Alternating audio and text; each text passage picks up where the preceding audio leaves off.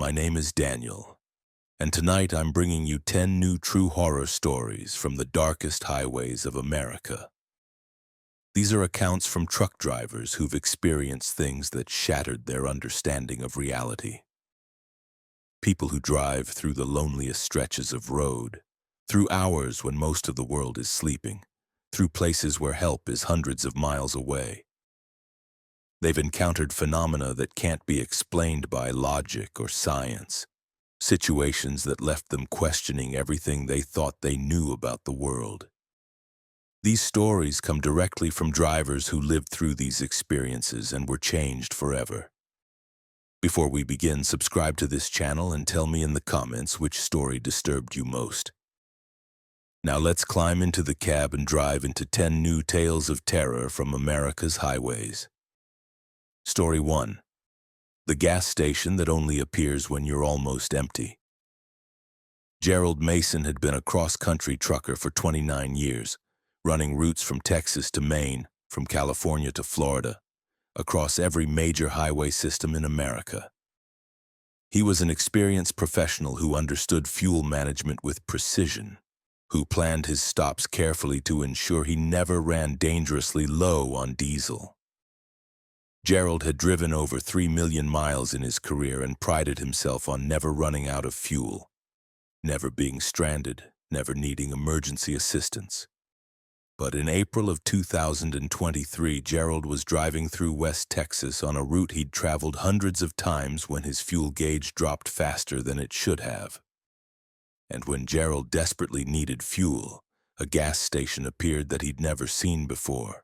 A facility that only manifested when drivers were nearly empty, and what Gerald discovered about that station made him understand that some places exist specifically to trap the desperate. Gerald left El Paso at 9 p.m. with a full load of construction equipment heading to Dallas. He'd fueled up before leaving, topping off his tanks to ensure he had plenty of range for the 7-hour drive. Gerald's truck had twin tanks holding a total of 250 gallons, which gave him a range of over 1,300 miles at highway speeds. The route to Dallas was about 650 miles, meaning Gerald should arrive with over half his fuel remaining. Gerald had calculated this route dozens of times and knew his fuel consumption precisely. He expected no problems. For the first 3 hours, everything was normal. Gerald drove east through the darkness of West Texas, that vast, empty landscape where towns were few and far between, where the horizon stretched endlessly in all directions. Gerald's fuel gauge showed normal consumption, dropping at the expected rate. Around midnight, Gerald noticed his gauge was lower than it should be. He'd driven about 200 miles, which should have consumed about 40 gallons, bringing his gauge down to about 84%. But his gauge showed 73%, suggesting he'd burned about 68 gallons, almost double what he should have used. Gerald checked his engine instruments, looking for any indication of problems. Everything showed normal readings. No warning lights, no unusual sounds, no signs of fuel leaks or engine issues. But his fuel gauge continued dropping faster than it should. By 1 a.m., Gerald had driven about 280 miles and should have had about 70% of his fuel remaining. His gauge showed 51%. Gerald was losing fuel at an impossible rate, as if his truck was consuming diesel twice as fast as normal, or as if fuel was somehow draining from his tanks without being burned. Gerald started to worry. At the current rate of consumption, he'd run out of fuel before reaching Dallas. Gerald looked for gas stations on his GPS, planning to stop and refuel earlier than he'd intended.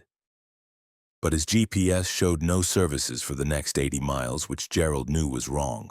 There were several truck stops and gas stations along this route, places Gerald had stopped at before. But his GPS insisted they didn't exist, showing only empty highway stretching ahead.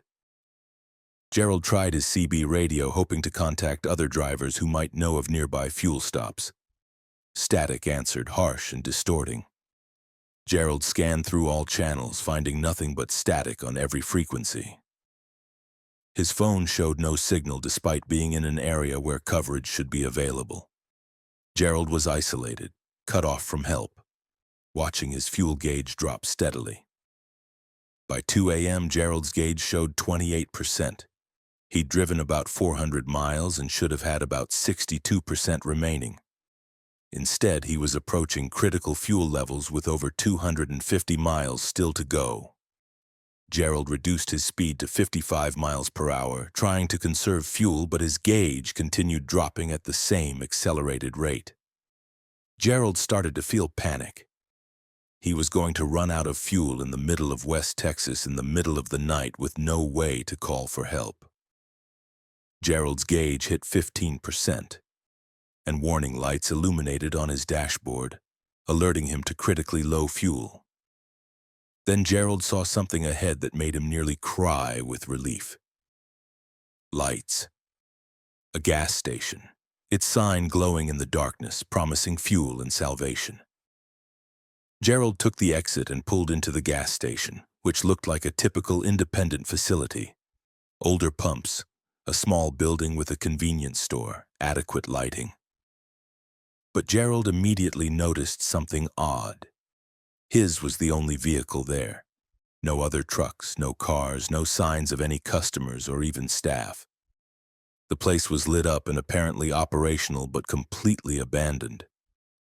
Gerald pulled up to a diesel pump and got out of his cab. He tried the pump, expecting it to require payment before activating. But the pump turned on immediately. No, payment required, ready to dispense fuel. Gerald grabbed the nozzle and started filling his tanks, watching the gallon counter climb. The diesel flowed normally and Gerald's tanks accepted it without any problems. Gerald walked around while his tanks were filling, studying the gas station more carefully. The building looked old, maybe from the 1970s or 80s, but it was clean and well maintained. Through the windows, Gerald could see the convenience store was fully stocked with products. But there was still no one visible anywhere, no attendants, no other customers, no signs of human presence. Gerald's tanks were full after adding about 170 gallons, which confirmed his gauge had been accurate about how low he'd been. Gerald tried the door to the convenience store, planning to go inside and find someone to pay. The door was unlocked. Gerald entered and called out, asking if anyone was there. No answer came. Gerald walked through the store, noting that products on the shelves looked normal but slightly wrong. Brands he recognized, but with packaging that was subtly different, colors that were shades off from what they should be, text that was almost correct but not quite. Gerald found the counter and saw a small sign that read "Payment Box." Beside it was a metal box with a slot in the top, like a donation container. Gerald pulled out his wallet, calculating what he owed for the fuel. The pump outside hadn't shown a price per gallon, so Gerald wasn't sure what to pay. He decided to leave $100, which should more than cover the cost. Gerald put 5 $20 bills in the payment box and left the store, eager to get back on the road and away from this strange place. But when Gerald tried to start his truck, the engine wouldn't turn over. He tried multiple times, checking all his systems. Everything appeared normal, but his engine refused to start, as if something was preventing ignition. Gerald got out and opened his hood, inspecting his engine for any obvious problems. He found nothing wrong. Gerald tried starting his truck again with the same result. Dead silence when he turned the key. Gerald felt fear returning. He was trapped at this empty gas station with a truck that wouldn't start and no way to call for help. Gerald went back into the convenience store, looking for a phone or any way to contact assistance. He found an old rotary phone behind the counter and picked it up. No dial tone. Gerald tried several times, but the phone was completely dead. Gerald searched the entire store, looking for anyone or anything that might help. In a back room, Gerald found something that made his blood run cold. A wall covered with photographs, dozens of them showing trucks and drivers. Gerald looked at the photos more carefully and realized they were all staged the same way. Trucks parked at this gas station's pumps, drivers standing beside their vehicles, all with expressions that suggested exhaustion and relief. Gerald recognized some of the trucks in the photos, models and company markings from decades ago, trucks that would be in museums now if they still existed. Gerald realized these photos spanned many years, possibly going back to the 70s or 80s when this station had presumably been built. But what disturbed Gerald most was a photo he found near the bottom of the wall. It showed a truck that looked remarkably similar to his own, and standing beside it was a man who could have been Gerald's twin, wearing clothes identical to what Gerald was currently wearing. Gerald backed away from the wall of photos and returned to his truck, determined to get his engine started somehow. He checked every connection, every fuse, every possible mechanical issue. Everything was fine. Gerald tried the ignition again. Nothing. Then Gerald noticed something new. His fuel gauge, which had been showing full after he'd refilled his tanks, was now showing empty. Completely empty, as if all the fuel he'd just added had disappeared. Gerald got out and opened his fuel tank caps, looking inside with a flashlight. His tanks were empty. Not a drop of diesel remained. Gerald understood then what was happening. This gas station didn't provide fuel, it consumed it. The place had appeared when Gerald was nearly empty, had offered him salvation, but the fuel it dispensed wasn't real or wasn't permanent.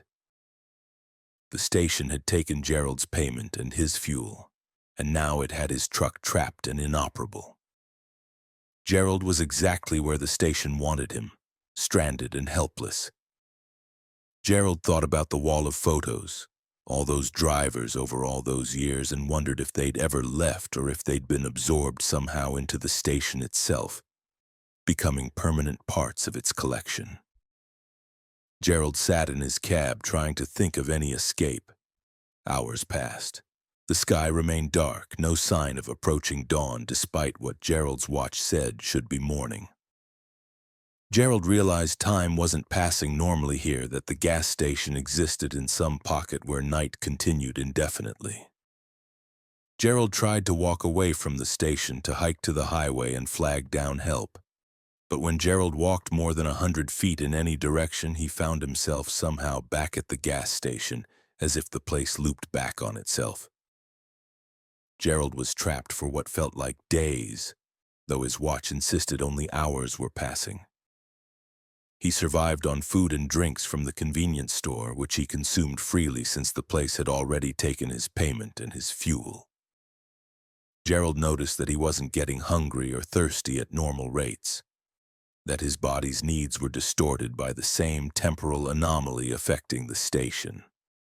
Gerald began to resign himself to permanent imprisonment, began to understand that he'd become like the drivers in those photos, permanently part of the station's collection. Then, on what Gerald's exhausted mind estimated was the 5th day of his captivity, though his watch said it had only been 8 hours, something changed. Gerald heard an engine. Another truck was pulling into the station, driven by someone else who'd been lured here by desperately low fuel. Gerald ran to the arriving truck and banged on the driver's window, shouting warnings about the station. The driver, a woman in her 40s, looked at Gerald with confusion and fear. She started to back her truck away, and as she did, Gerald grabbed onto her vehicle, holding on as she pulled out of the station. The moment the woman's truck left the station's property, Gerald felt a sensation like passing through a membrane. Reality shifted, and suddenly Gerald was lying on the shoulder of Interstate 20, about 5 miles east of where he'd taken the exit to the gas station. The sun was up, traffic was normal, and Gerald's truck was parked beside him, its tanks full of fuel, engine running normally. According to the clock, only 30 minutes had passed since Gerald had seen the gas station, though he'd experienced what felt like 5 days. Gerald got in his truck and drove away immediately, not stopping until he reached Dallas. He completed his delivery and immediately quit long-haul trucking, unable to continue knowing that gas stations existed that trapped desperate drivers, that fed on fuel and fear, that collected people in temporal prisons disguised as salvation.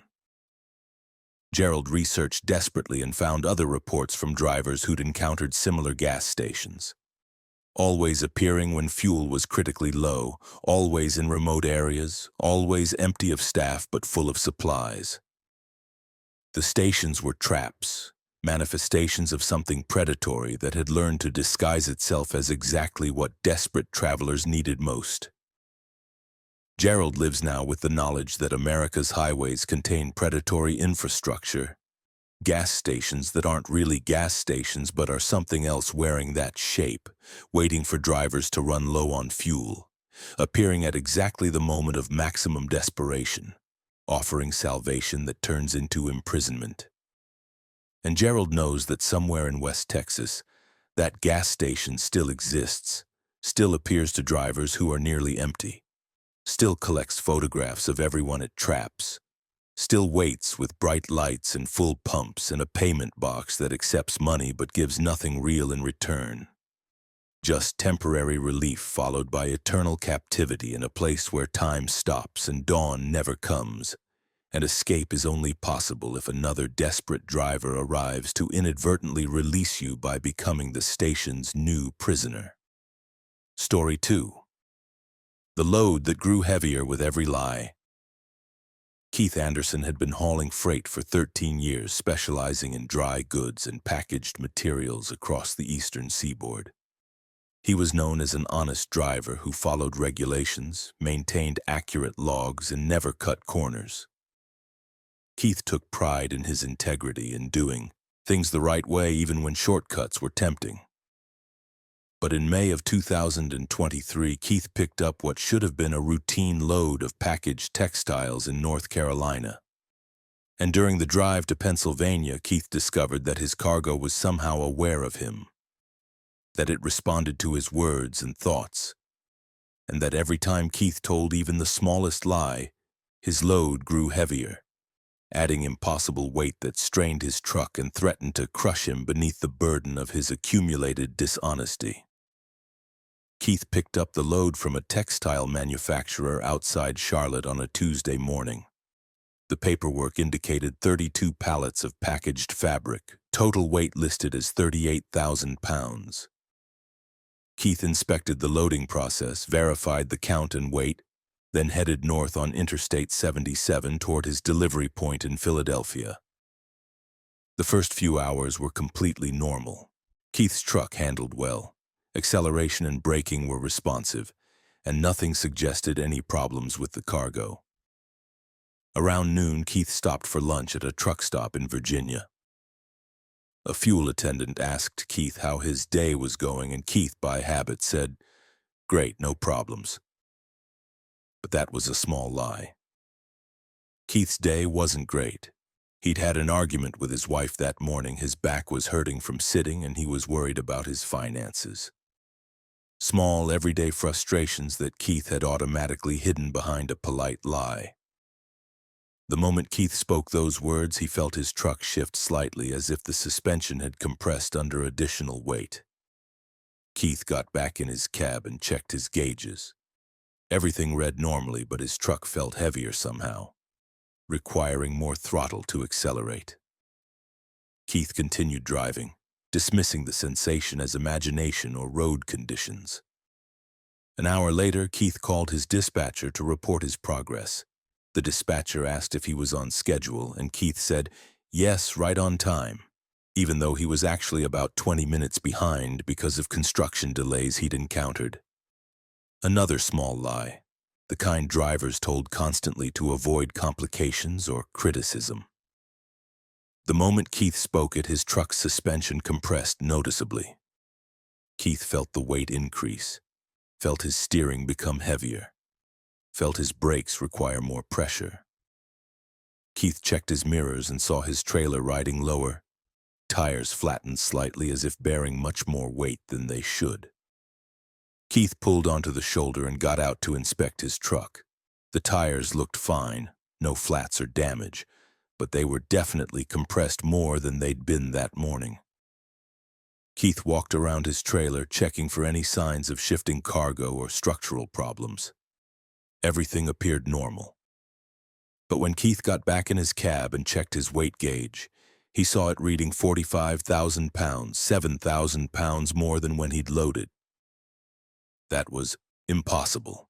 Cargo didn't gain weight during transport. Keith had picked up fabric, not something that could absorb moisture or change mass. Keith continued driving but monitored his weight carefully. Over the next hour, Keith made several phone calls, had conversations with other drivers on his CB, spoke with his wife when she called him. Keith realized with growing horror that every time he told even a small lie, his cargo weight increased. When his wife asked if he was eating healthy on the road, and Keith said yes despite having had fast food for every meal, his weight jumped another 1,000 pounds. When another driver asked if Keith knew a good route around DC traffic, and Keith said he wasn't familiar with the area even though he drove it monthly, his weight increased again. Keith started paying attention to every word he spoke, trying to be completely honest in all communications. But Keith discovered how much casual dishonesty he engaged in daily. How many small lies he told without thinking. Polite lies, convenient lies, lies to avoid conflict or simplify explanations. Every one of them added weight to his cargo. By the time Keith reached the Maryland border, his weight gauge showed 62,000 pounds, 24,000 pounds more than he'd loaded. His truck was struggling, engine straining, brakes overheating, suspension compressed to its limits. Keith pulled into a weigh station, knowing he was overweight but desperate to confirm what his gauge was telling him. He rolled onto the scale and waited for the reading. The scale showed 62,400 pounds. Keith's truck was massively overweight, but he had no physical explanation. The cargo itself hadn't changed. The pallets in his trailer were still fabric, still the same 38,000 pounds he'd loaded. But something about Keith's dishonesty was adding weight that scales could measure, even though the physical cargo remained unchanged. The weigh station officer approached Keith and informed him he was overweight, that he'd need to offload cargo before proceeding. Keith tried to explain that he'd loaded at legal weight, that something impossible was happening. The officer was unsympathetic, said drivers often loaded overweight and then made excuses. Keith was given a citation and required to park until he reduced his weight. But Keith knew he couldn't offload fabric to reduce weight because the fabric wasn't the problem. His lies were the problem, and the only way to reduce weight was to stop lying. Keith sat in his truck at the weigh station parking area thinking about his situation. He called his dispatcher and, for the first time in years, was completely honest about his status. He admitted he was behind schedule, admitted he'd taken a longer lunch than he should have, admitted he'd been struggling with personal problems that were affecting his focus. His dispatcher was surprised by Keith's candor but appreciated the honesty. Keith noticed his weight gauge dropped by 1,000 pounds. Confession reduced the weight his lies had added. Keith called his wife and had the most honest conversation they'd had in months. He admitted he'd been eating poorly, admitted he was stressed about money, admitted he'd been avoiding difficult conversations. His wife was initially hurt by some of Keith's admissions, but she also seemed relieved to hear truth instead of automatic reassurances. Keith's weight gauge dropped another 2,000 pounds. Keith realized that complete honesty, even when uncomfortable, was the only way to reduce the impossible weight his lies had created. Keith spent the rest of the day at the weigh station, making calls to everyone he'd lied to recently, confessing and correcting his dishonesty. He called friends and admitted he couldn't attend events he'd said he would. He called family and admitted he'd been avoiding them. He called his insurance company and admitted he'd given incorrect information on a claim form. Each confession reduced his cargo weight incrementally. By evening, Keith's weight gauge showed 48,000 pounds. Still overweight, but approaching legal limits. Keith thought about his entire life, about patterns of dishonesty that went back years. He realized that his cargo was responding not just to lies he'd told during this trip, but to accumulated dishonesty throughout his life. The fabric in his trailer had somehow become a physical manifestation of his moral weight, the burden of all his lies given substance and mass. Keith understood he'd need to engage in deeper confession, more complete honesty, to reduce his weight fully. Keith spent that night writing. He wrote letters to people he'd wronged, confessing lies and deceptions from years past. He wrote to his former employer and admitted he'd falsified expense reports. He wrote to his brother and admitted he'd lied about circumstances surrounding their father's death. He wrote to his ex-girlfriend and admitted he'd been unfaithful. Each letter was painful to write. Each confession felt like giving up pieces of himself he'd been protecting. But as Keith wrote and committed to sending these letters, his weight gauge dropped steadily. By morning, Keith's weight showed 39,000 pounds, just slightly over legal limits. The remaining weight, Keith realized, represented lies he couldn't confess because the people involved were no longer reachable, or because the lies were too deeply buried to fully unearth. Keith would carry some dishonesty weight permanently, a reminder of the moral debt he'd accumulated. Keith approached the weigh station officer and requested to be reweighed. The officer was skeptical but allowed it. Keith rolled onto the scale. 39,200 pounds. Still technically overweight, but close enough that the officer decided to give Keith a warning rather than keeping him parked. Keith drove toward Philadelphia with new awareness. He monitored every word he spoke, caught himself before telling casual lies, chose honesty even when it was uncomfortable. Keith noticed that his cargo weight remained stable as long as he was truthful, but jumped immediately if he lied. The fabric in his trailer had become a perfect honesty detector, a physical conscience that wouldn't let Keith hide behind dishonesty without consequences. Keith delivered his load in Philadelphia, and when the pallets were unloaded, Keith's truck returned to its normal empty weight. The magic or curse or whatever had affected the cargo ended when Keith completed the delivery. But Keith was changed. He'd learned that dishonesty had weight, had substance, had consequences that accumulated even when individual lies seemed harmless. Keith began living more honestly, catching himself before automatic lies, choosing truth even when lies were easier. Keith researched his experience and found obscure references to conscience cargo, loads that responded to moral states of drivers who hauled them. The phenomenon was rare but documented in fringe trucking forums. Certain types of cargo under specific conditions could become attuned to their driver's honesty, growing heavier with every lie, lighter with every confession. The cargo acted as a forcing function, compelling drivers to confront their dishonesty or be crushed beneath its accumulated weight. Keith continued trucking but refused to haul textiles again, afraid he'd trigger another episode of conscience cargo. He warned other drivers about the possibility, told them to be careful what they said while hauling certain loads, to live honestly or risk finding their cargo becoming unbearably heavy. Most drivers dismissed Keith's warnings as superstition, but a few listened, a few who'd had their own experiences with loads that seemed to judge them, with cargo that responded to their moral states, with freight that weighed more than it should whenever drivers lied or deceived or tried to hide truth behind convenient falsehoods. And Keith lives now with awareness that his words have weight, that lies accumulate mass that has to be carried, that dishonesty isn't just morally wrong but creates actual burden that can be measured and felt, that somewhere in the invisible dimensions where moral weight becomes physical mass, every lie a person tells adds to a load they're carrying through life, growing heavier and heavier until they're crushed beneath it, or until they choose the difficult path of confession and honesty that reduces the weight one truth at a time. Story 3. The driver who saw his own accident 20 minutes before it happened.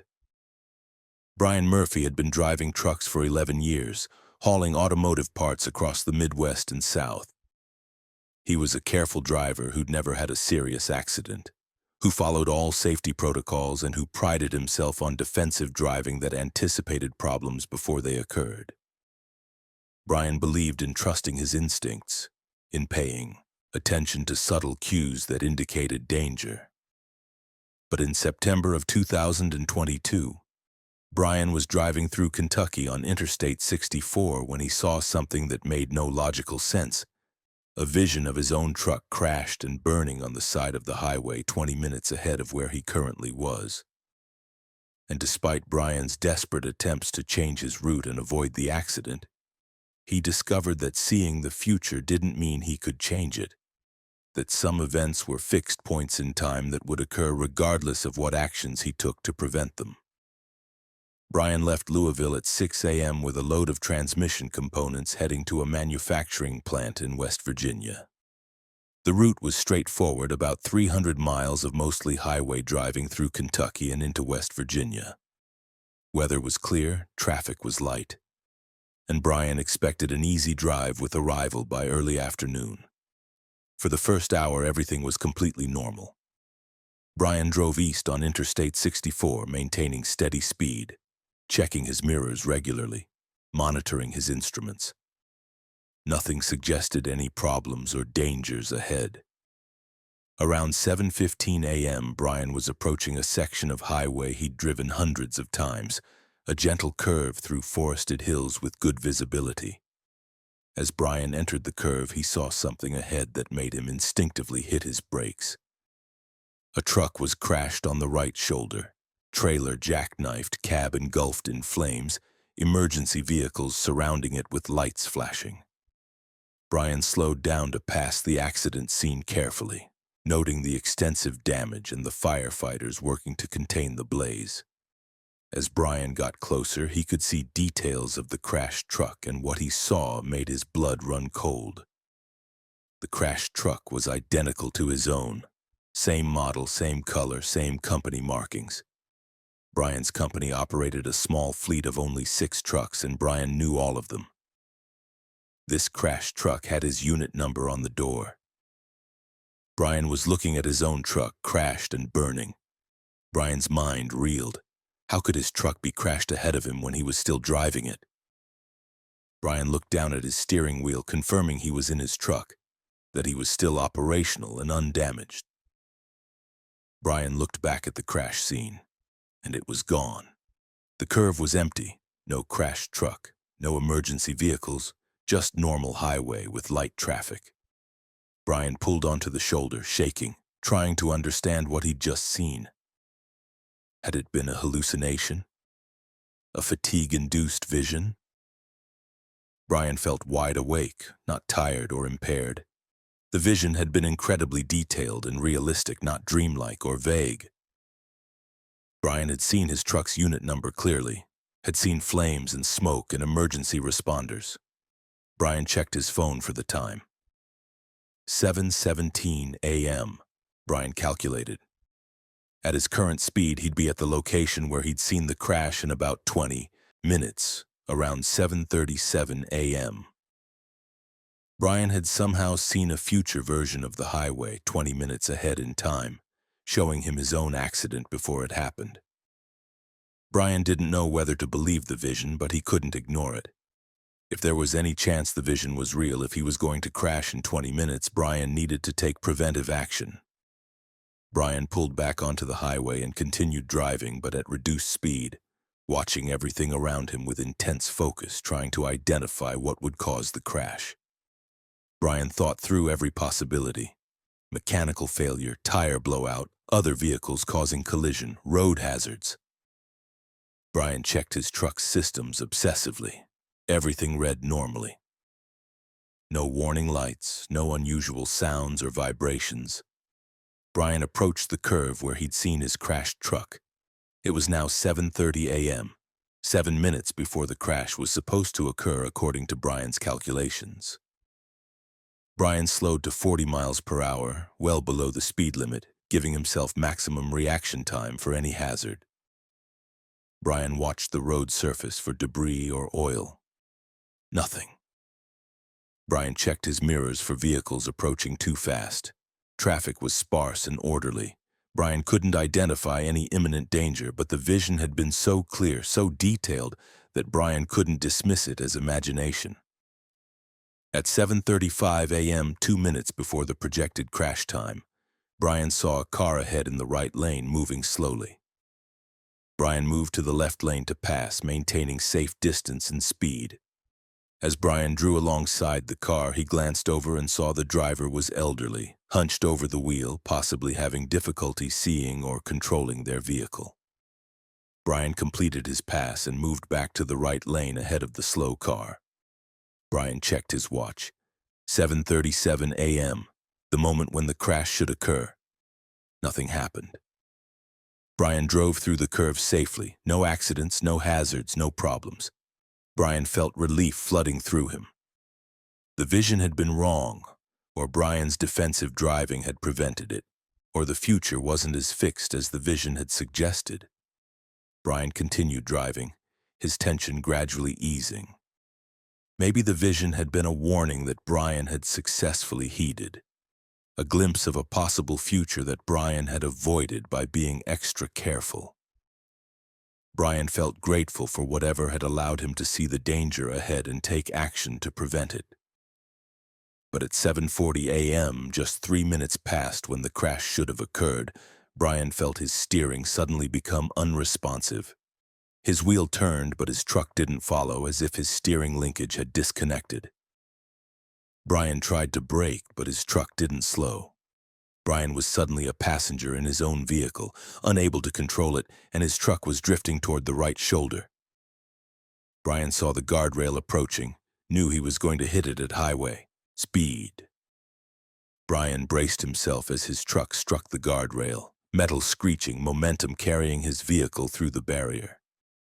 Brian's truck rolled down an embankment, trailer jackknifing, cab rotating as it tumbled. Brian experienced the crash in slow motion, every impact and rotation clear and distinct. His truck came to rest on its passenger side, and Brian, held in place by his seatbelt, looked up through his driver's window at the sky. Smoke was filling his cab, and Brian realized his engine was on fire. Brian released his seatbelt and dropped onto the passenger side of the cab, then kicked out the windshield to escape. Brian crawled through the opening and stumbled away from his burning truck, collapsing on the grass about 50 feet from the wreckage. Brian sat there, watching his truck burn, and looked at his watch. 7:42 a.m. The crash had occurred 5 minutes later than he'd seen in his vision. But it had occurred. Brian had seen the future, had known his truck would crash and burn at this location, and despite his attempts to prevent it, the accident had happened anyway. The vision had shown Brian not a possible future, but a fixed future, an event that was going to occur regardless of what actions Brian took. Brian had successfully delayed it by a few minutes through his defensive driving, but he couldn't prevent it entirely. Emergency vehicles arrived within 10 minutes, and Brian was treated for minor injuries. Police investigated the crash and determined that Brian's steering had failed due to a mechanical defect in a component that had been slowly wearing for weeks without showing any symptoms. The failure was unpredictable and unavoidable, the kind of rare mechanical issue that no amount of maintenance could have caught before it became critical. Brian was cleared of any fault or negligence. His truck was totaled and his cargo was destroyed by fire, but Brian had survived with no serious injuries. Brian told police about his vision, about seeing the crash 20 minutes before it happened, but he framed it as a premonition or instinct rather than an actual vision. The officers nodded politely, but clearly thought Brian was just trying to make sense of a traumatic event. Brian didn't push the issue. He knew what he'd seen, knew he'd been given advance warning that the crash was inevitable. But why? What was the purpose of showing Brian his future if he couldn't change it? Maybe the vision hadn't been meant to help Brian prevent the crash. Maybe it had been meant to prepare him, to give him those extra 20 minutes to be mentally ready to take actions that would minimize the severity even if he couldn't avoid it entirely. Brian realized that his defensive driving after the vision, his reduced speed and heightened awareness had probably affected the crash's outcome.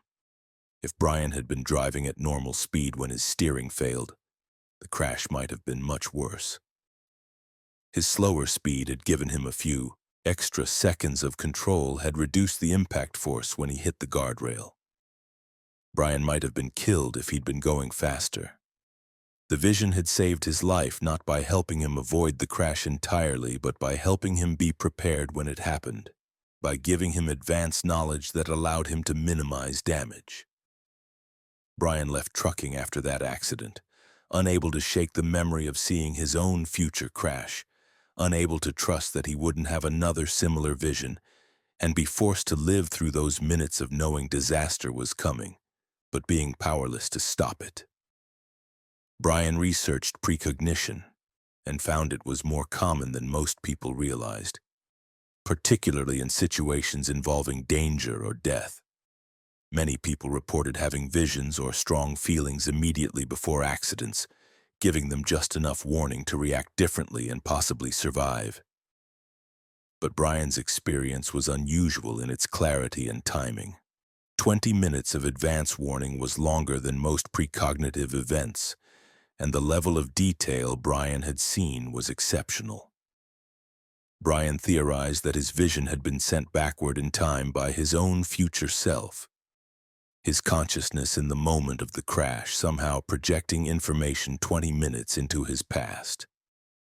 The vision had been an attempt at self-rescue, his dying future self trying to warn his past self to avoid the accident.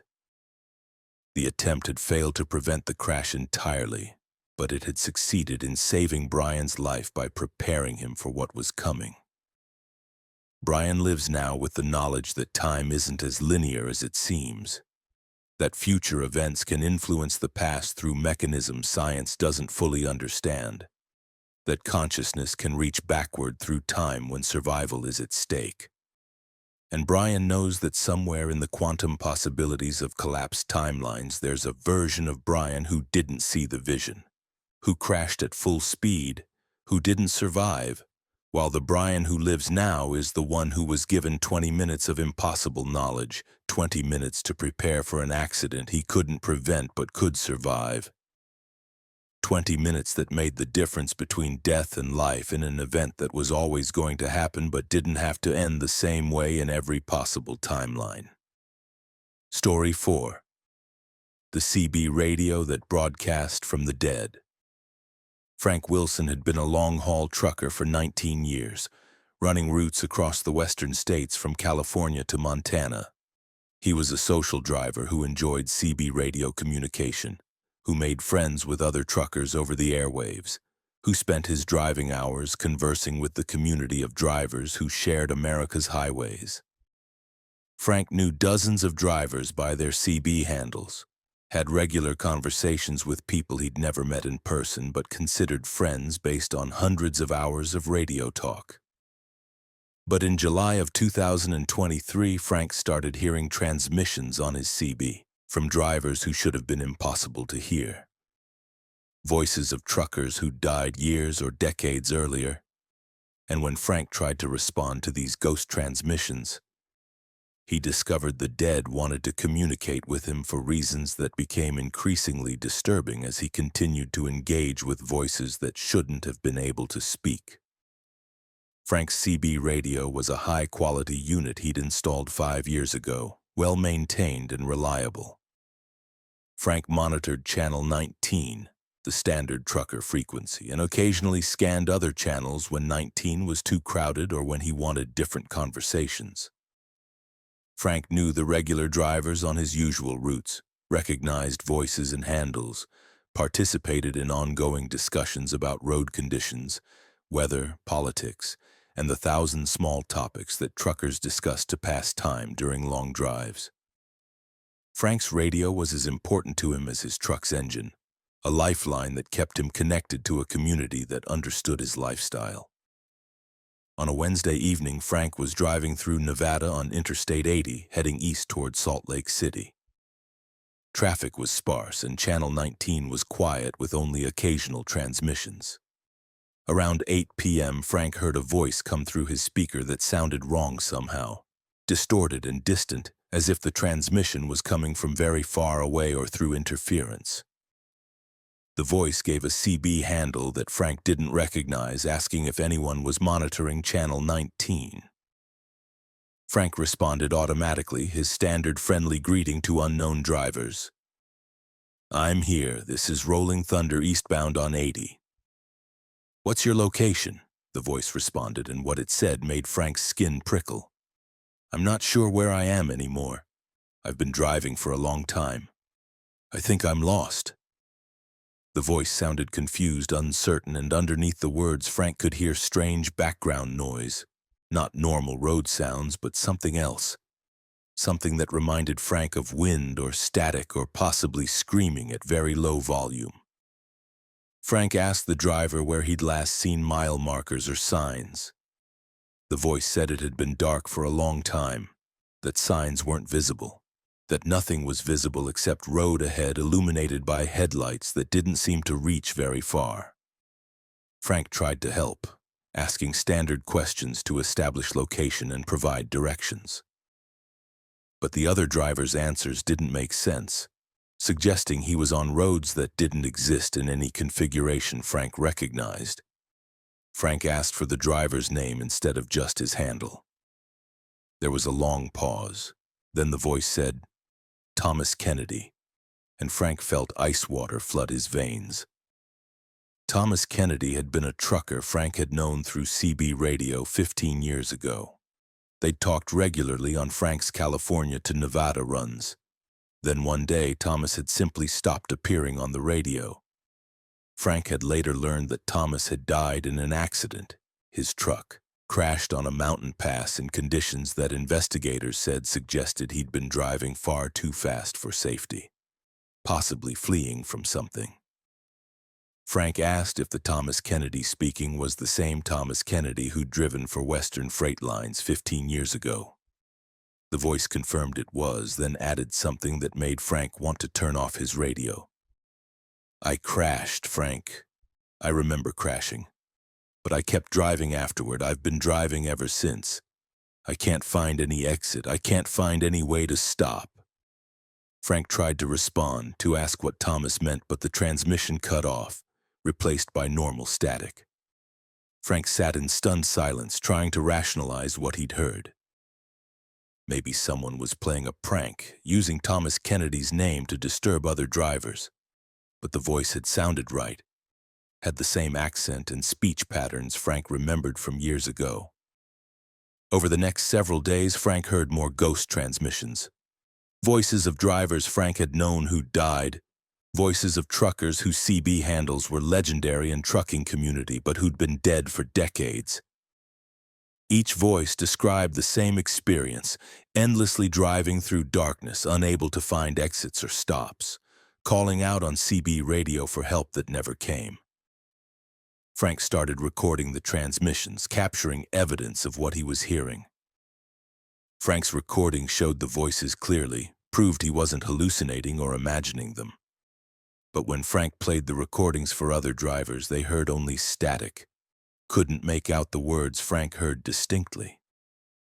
Frank realized the ghost transmissions were somehow targeted specifically at him, that other drivers sharing the same channel couldn't hear what Frank was hearing. Frank was the only one receiving these signals from the dead.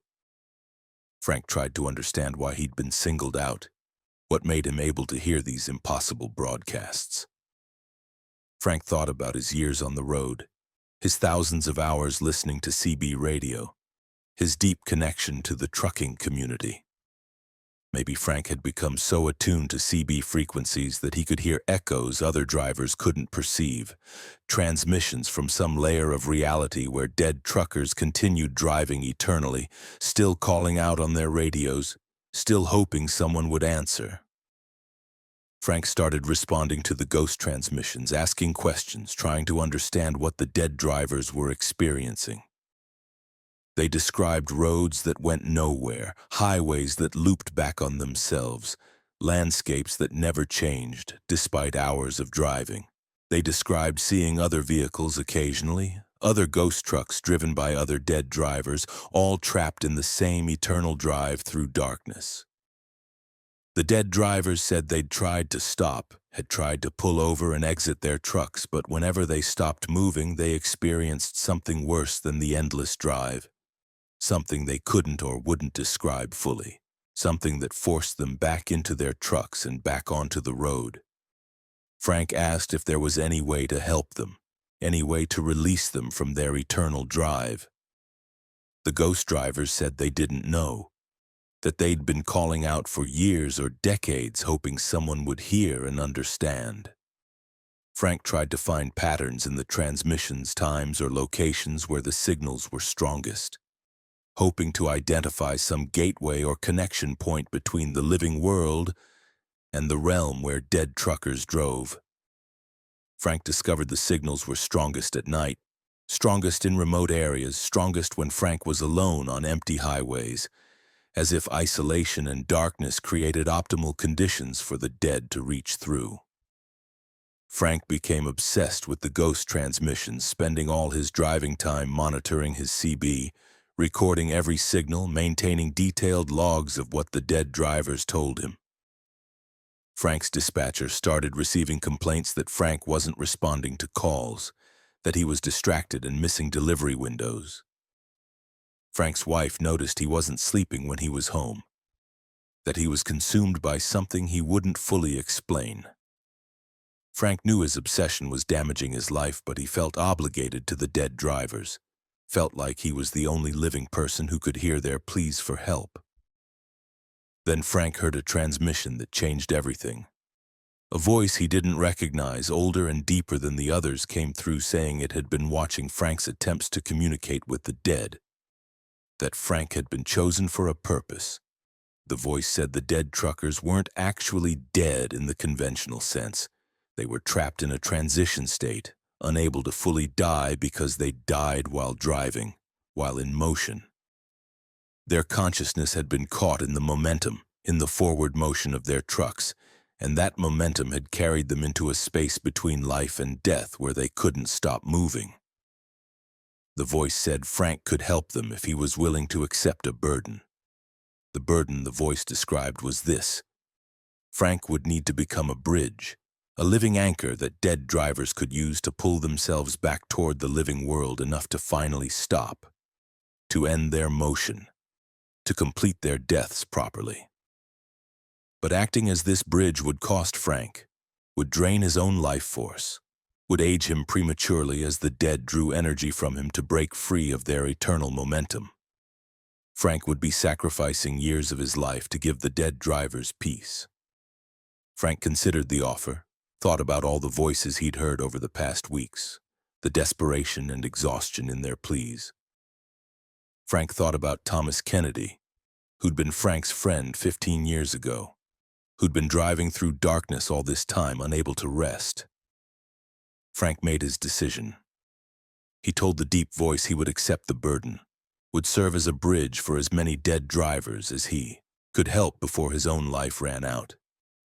The deep voice gave Frank instructions, told him specific phrases to speak when ghost transmissions came through, words that would create the connection and allow the dead drivers to use Frank's life force to break free. Frank started helping the dead drivers, one transmission at a time. When ghost voices came through his CB, Frank would speak the phrases he'd been taught, and he'd feel a draining sensation as the dead driver pulled energy from him. Frank would hear the ghost driver's voice change, would hear relief and gratitude, and then the voice would fade as the driver finally stopped, finally completed the death that had been interrupted years before. Each rescue aged Frank noticeably, adding gray to his hair, adding lines to his face, slowing his movements. Frank helped dozens of dead drivers over the following months, including Thomas Kennedy, who thanked Frank with his last words before finally going silent. Frank's health deteriorated rapidly, his body aging far faster than normal. Frank's doctor said he showed signs of accelerated aging, possibly caused by extreme stress or some undiagnosed condition. Frank didn't explain the real cause, he just continued his work, helping every dead driver who called out on his CB, sacrificing his own years to give them peace. Frank died at age 53, having aged physically to look like he was in his 80s. His death certificate listed natural causes related to premature aging. Frank's fellow truckers attended his funeral, confused about why someone so relatively young had looked so old, mourning a friend who'd apparently suffered from a condition no one had understood. But a few drivers who'd known Frank well, who'd heard him talk vaguely about his work helping lost drivers, suspected there was more to the story, suspected Frank had done something heroic that had cost him his life, that he'd somehow helped souls who'd been trapped in suffering.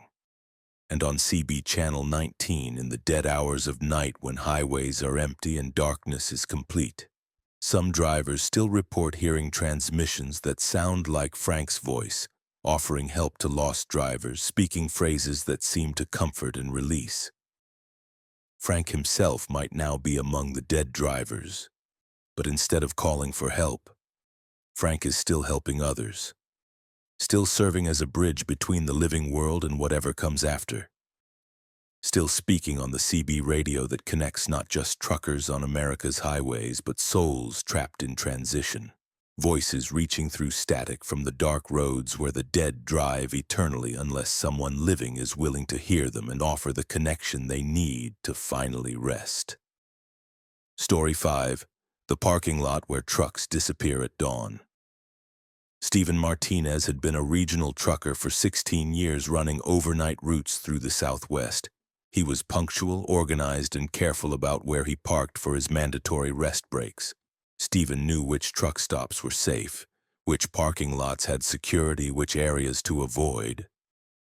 But in August of 2022, Stephen pulled into a seemingly normal truck stop parking lot in Arizona for a rest break, and when dawn came, Stephen discovered that several trucks that had been parked around him during the night had vanished completely, and other drivers who'd been in those trucks were never found, as if they and their vehicles had been erased from existence by something that operated in the transition between darkness and daylight. Stephen left Phoenix at midnight with a load of electronics heading to Albuquerque. About 4 hours into his drive, around 4 a.m., Stephen needed to take his required rest break. He saw signs for a truck stop and took the exit. The facility looked standard, well-lit parking lot, fuel pumps, main building with restaurant and convenience store. About 20 trucks were already parked there, drivers presumably sleeping in their cabs or inside the building. Stephen found an empty spot, parked his truck, and locked his doors. He set his alarm for 8 a.m., giving himself 4 hours of sleep before continuing to Albuquerque. Stephen slept soundly and woke when his alarm went off. Through his windshield, Stephen could see the sun was up, bright Arizona morning light illuminating the parking lot. Stephen got out of his truck to stretch and use the facilities. As Stephen walked across the parking lot, he noticed something strange. The lot was much emptier than it had been when he'd arrived. Stephen had parked between two other trucks, one on each side. Both were gone now, just empty spaces where they'd been. Stephen thought maybe those drivers had left early, but as Stephen looked around the parking lot more carefully, he realized that many trucks were missing, not just his immediate neighbors, but vehicles from all over the lot. Stephen estimated that maybe half the trucks he'd seen when he arrived were now gone. That seemed odd.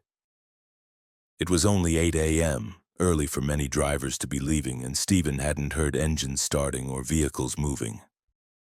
Stephen had been parked in the middle of the lot, surrounded by trucks, and he should have heard if multiple vehicles had started up and driven away.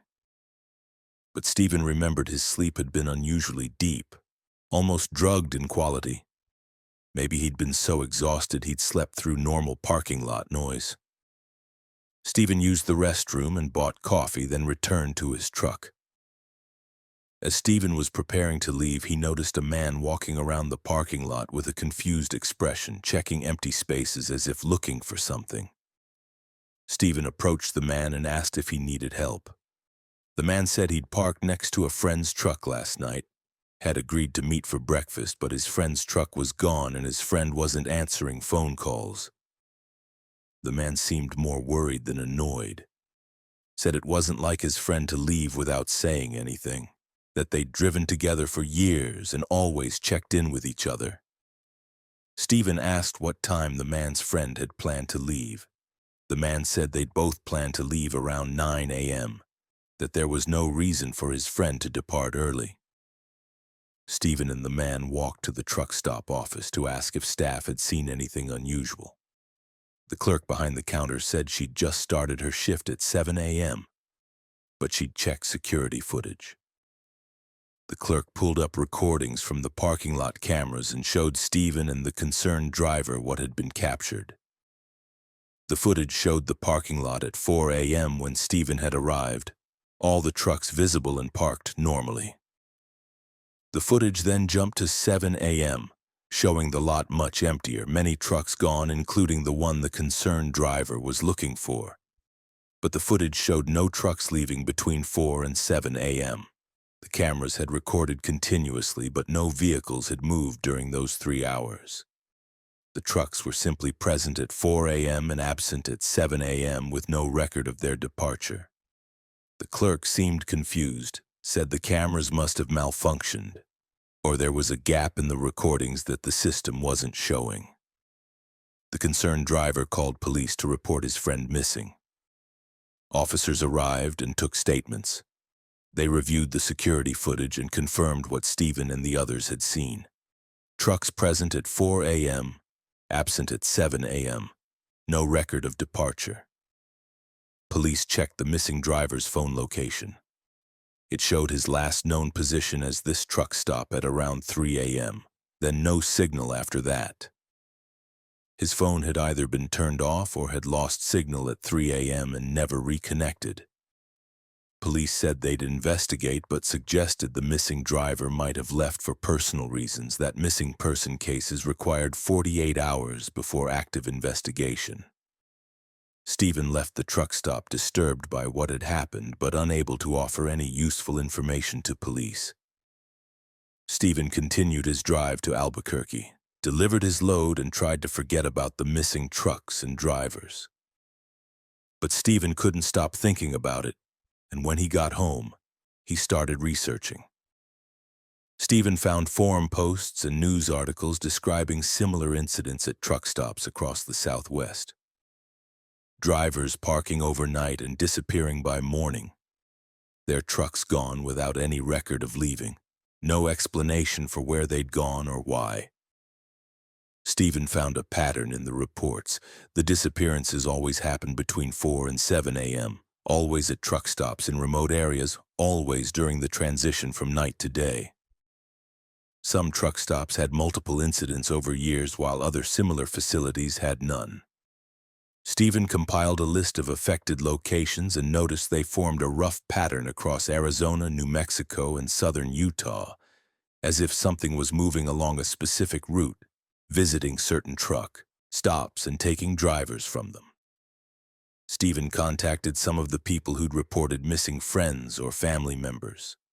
One woman told Stephen her brother had disappeared from a truck stop 3 years ago, had never been found.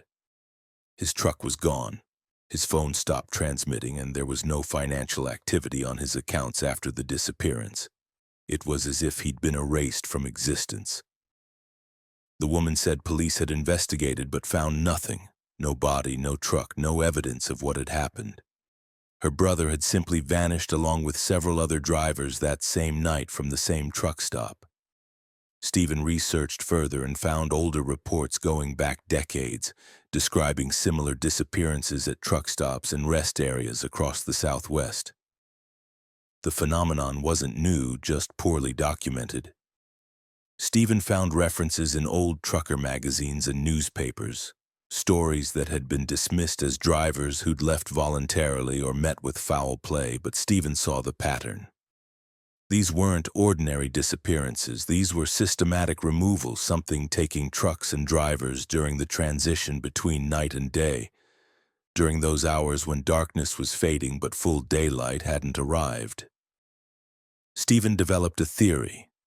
Something was using truck stop parking lots as collection points, appearing during the vulnerable hours between 4 and 7 a.m. when drivers were most deeply asleep, and taking selected vehicles along with their occupants to somewhere unknown. The security footage showing trucks present at 4 a.m. and absent at 7 a.m. without any departure suggested the trucks weren't driving away normally. They were being removed instantly, transported to another location or dimension in a way that left no physical evidence of movement. Stephen decided to investigate directly. He planned a route that would have him arriving at one of the affected truck stops around 3 a.m., giving him time to park and observe what happened during the dangerous hours. Stephen brought recording equipment, multiple cameras positioned to capture his truck and surrounding area. Stephen parked at the suspect truck stop on a Thursday night, surrounded by other trucks, and waited. Stephen didn't sleep, stayed alert with caffeine and determination, watching his cameras and the parking lot around him. Around 4:15 a.m., Stephen saw something that made his skin crawl. The air around several trucks began to shimmer like heat waves, but in the cold pre-dawn air. The shimmer intensified, becoming a visible distortion that surrounded specific trucks, including the one parked next to Stephen. Stephen grabbed his phone to record, pointing his camera at the distortion. Through his phone screen, Stephen saw things his eyes couldn't quite process. Shapes that might have been vehicles or might have been living creatures, difficult to distinguish, moving around the affected trucks. The shapes seemed to be scanning or evaluating, as if selecting which trucks to take. Stephen's truck was not selected. The distortion didn't surround his vehicle, but the truck next to him and several others across the parking lot were engulfed in the shimmering air. Stephen watched as those trucks simply vanished, not driving away, but disappearing instantly as if deleted from reality. The spaces where they'd been were suddenly empty. No trucks. No evidence they'd ever existed. Stephen checked his cameras and found they'd captured only static during the critical moments, as if the phenomenon interfered with electronic recording. Stephen's own phone footage showed distortion and noise rather than clear images of what had occurred. Stephen got out of his truck immediately after the disappearances and walked to where the vanished trucks had been. The parking spaces were normal. No burn marks or residue. No indication of anything unusual. Stephen tried to wake drivers in nearby trucks, shouting and knocking on doors, but no one responded. Stephen realized the other drivers were in unnaturally deep sleep, probably drugged or induced into unconsciousness by whatever had taken the trucks. Stephen was the only one awake because he deliberately stayed alert, fighting against the sleep-inducing effect that had made his rest so deep the previous time he'd been here. Stephen drove straight to the nearest police station and reported what he'd seen. Police were skeptical but agreed to check the truck stop. When they arrived, they found exactly what Stephen had described: empty parking spaces where trucks had been. Other drivers just waking up with no memory of trucks disappearing. Security footage showing gaps and static. Police took Stephen's statement but clearly thought he'd either hallucinated or was describing normal truck departures in exaggerated terms. Stephen quit parking at truck stops in the Southwest after that night. Modified his routes to avoid the affected areas, slept in his truck only during daylight hours when the phenomenon didn't seem to operate. Stephen warned other drivers about the dangerous truck stops, posted on forums about the disappearances, tried to create awareness that certain locations weren't safe for overnight parking. Most drivers dismissed Stephen's warnings as paranoia, but some listened. Some who'd lost friends or colleagues to unexplained disappearances, some who recognized the pattern Stephen had identified. Stephen never discovered what took the trucks or where they went.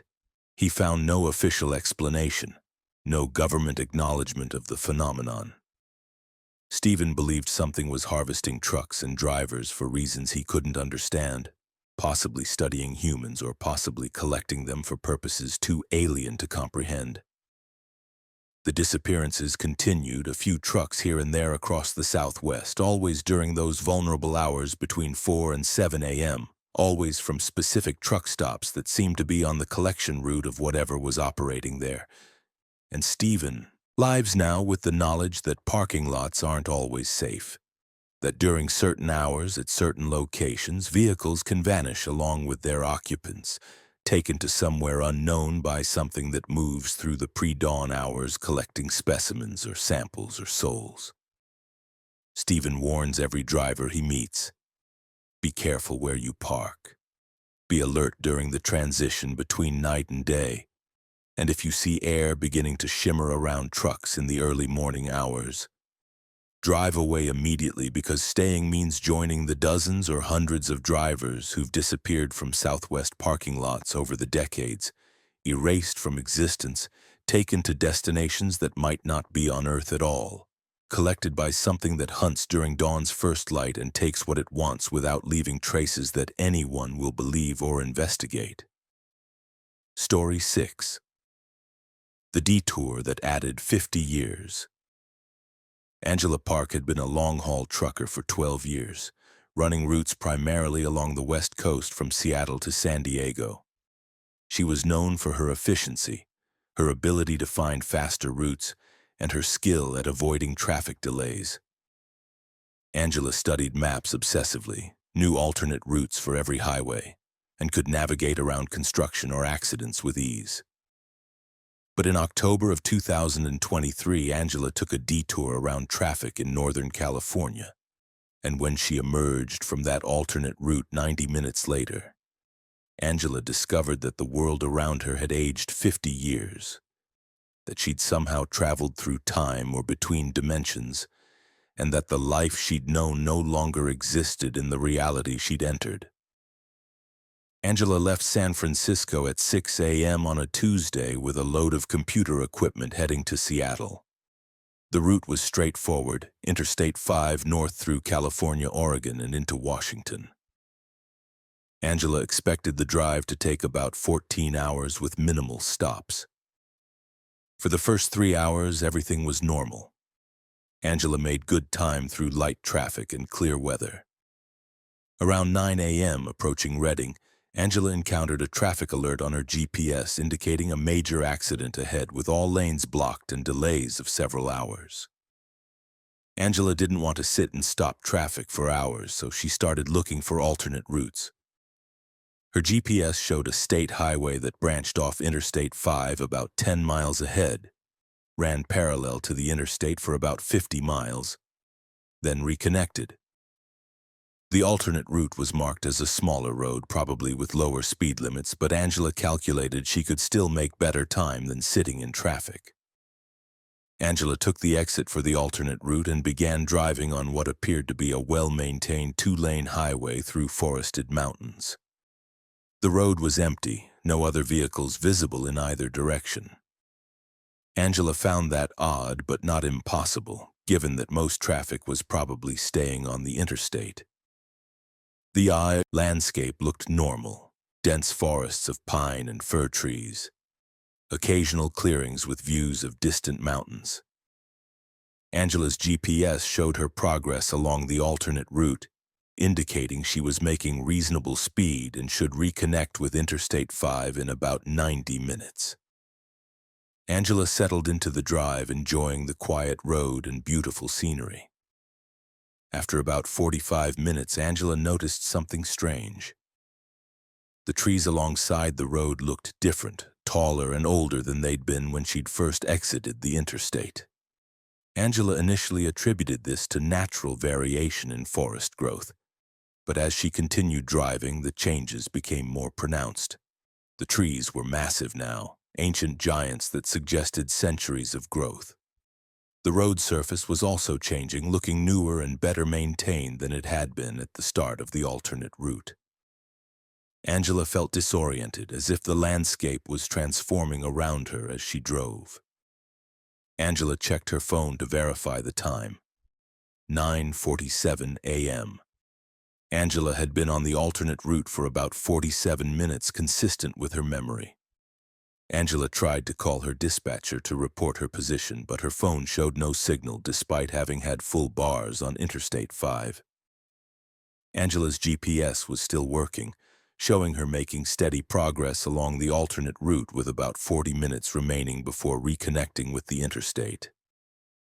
Angela decided to continue, figuring any oddities she was noticing were just fatigue or unusual lighting conditions playing tricks on her perception. At 10:30 a.m., after 90 minutes on the alternate route, Angela saw signs indicating Interstate 5 ahead. Angela took the on-ramp and merged back onto the interstate, expecting to resume her trip north toward Seattle. But immediately, Angela felt that something was fundamentally wrong. The interstate looked different, much wider than she remembered, with 8 lanes instead of 4. The vehicles around her were unfamiliar designs, cars and trucks with shapes and features Angela didn't recognize. The technology visible in other vehicles looked far more advanced than what had been common in 2023. Angela pulled onto the shoulder, her hands shaking, and tried to make sense of what she was seeing. Angela checked her phone for the date. October 17th, 2073. 50 years had passed. Angela's phone was showing a date 50 years in the future from when she'd left Interstate 5 90 minutes ago. Angela thought her phone must have glitched, must be showing corrupted data. She turned it off and back on. The date remained. October 17th, 2073. Angela's truck clock showed the same date. Her GPS showed the same date. Every system Angela had was insisting that 50 years had somehow passed during her 90-minute detour. Angela got out of her truck and looked around. The world was different in ways both subtle and obvious. The vehicles were different. The infrastructure was different. Even the air felt different, cleaner somehow, as if pollution had been reduced significantly. Angela flagged down another vehicle, a car that looked like something from a science fiction movie, and the driver stopped. Angela asked what year it was. The driver looked at Angela with confusion and said 2073, then asked if Angela was okay if she needed medical help. Angela said she was fine, thanked the driver, and returned to her truck. Angela sat in her cab trying to process what had happened. She'd somehow traveled 50 years into the future during a 90-minute drive on an alternate route. Time dilation or time travel or something impossible had occurred, and Angela was now stranded in a future she didn't belong to. Angela tried to drive back to the exit where she'd left Interstate 5, thinking maybe she could reverse the process by taking the alternate route in the opposite direction. But when Angela reached the location where the exit should have been, she found nothing. No exit, no state highway, just continuous interstate with no indication that an alternate route had ever existed. Angela drove for hours looking for the detour that had brought her to this future, but she never found it. The route had vanished or had never existed in this timeline. Angela eventually had to accept that she was stuck in 2073, that returning to her own time wasn't possible through any method she could find. Angela pulled into a truck stop to figure out what to do next. She had no identification that would be valid in this time, no way to prove her identity or access her accounts, no connections to anyone who would still be alive in this timeline. Angela tried to contact her family using her phone, but the numbers didn't connect. Either the phone system had changed too much for her device to work, or her family no longer existed at those numbers after 50 years. Angela found a public terminal in the truck stop and searched for information about herself. She found an obituary from 2023 stating that Angela Park had disappeared while driving from San Francisco to Seattle and had never been found. Her truck had been located abandoned on Interstate 5 near Redding, empty and showing no signs of struggle or foul play. Angela was listed as missing, presumed dead. Angela realized what had happened. In the timeline she'd originated from, her younger self had disappeared when she took that detour. But instead of dying or vanishing into nothing, Angela had traveled 50 years forward and emerged in a timeline where she'd been missing for 5 decades. Angela's cargo was still in her trailer, computer equipment from 2023 that would be antique technology in this future. Angela drove to Seattle to the delivery address on her manifest and found the company no longer existed at that location. The building had been converted to something else long ago. Angela sold her cargo to a collector of vintage technology, receiving enough money to survive for a few weeks while she figured out her situation. Angela learned that the world of 2073 was both familiar and alien, recognizable in general structure but different in countless details. Technology had advanced significantly. Climate change had reshaped societies. People Angela had known were either elderly or dead. Angela had to build a completely new identity, claim to be someone she wasn't, navigate systems she didn't fully understand. Angela never found another driver who'd experienced time displacement. She searched for reports of similar incidents but found nothing.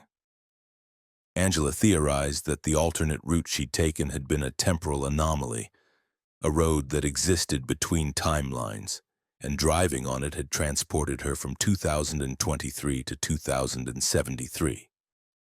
The road might still exist somewhere, might be accessible to other drivers who take wrong exits or unusual detours, might be transporting people across decades without them realizing until they emerge in futures they didn't choose.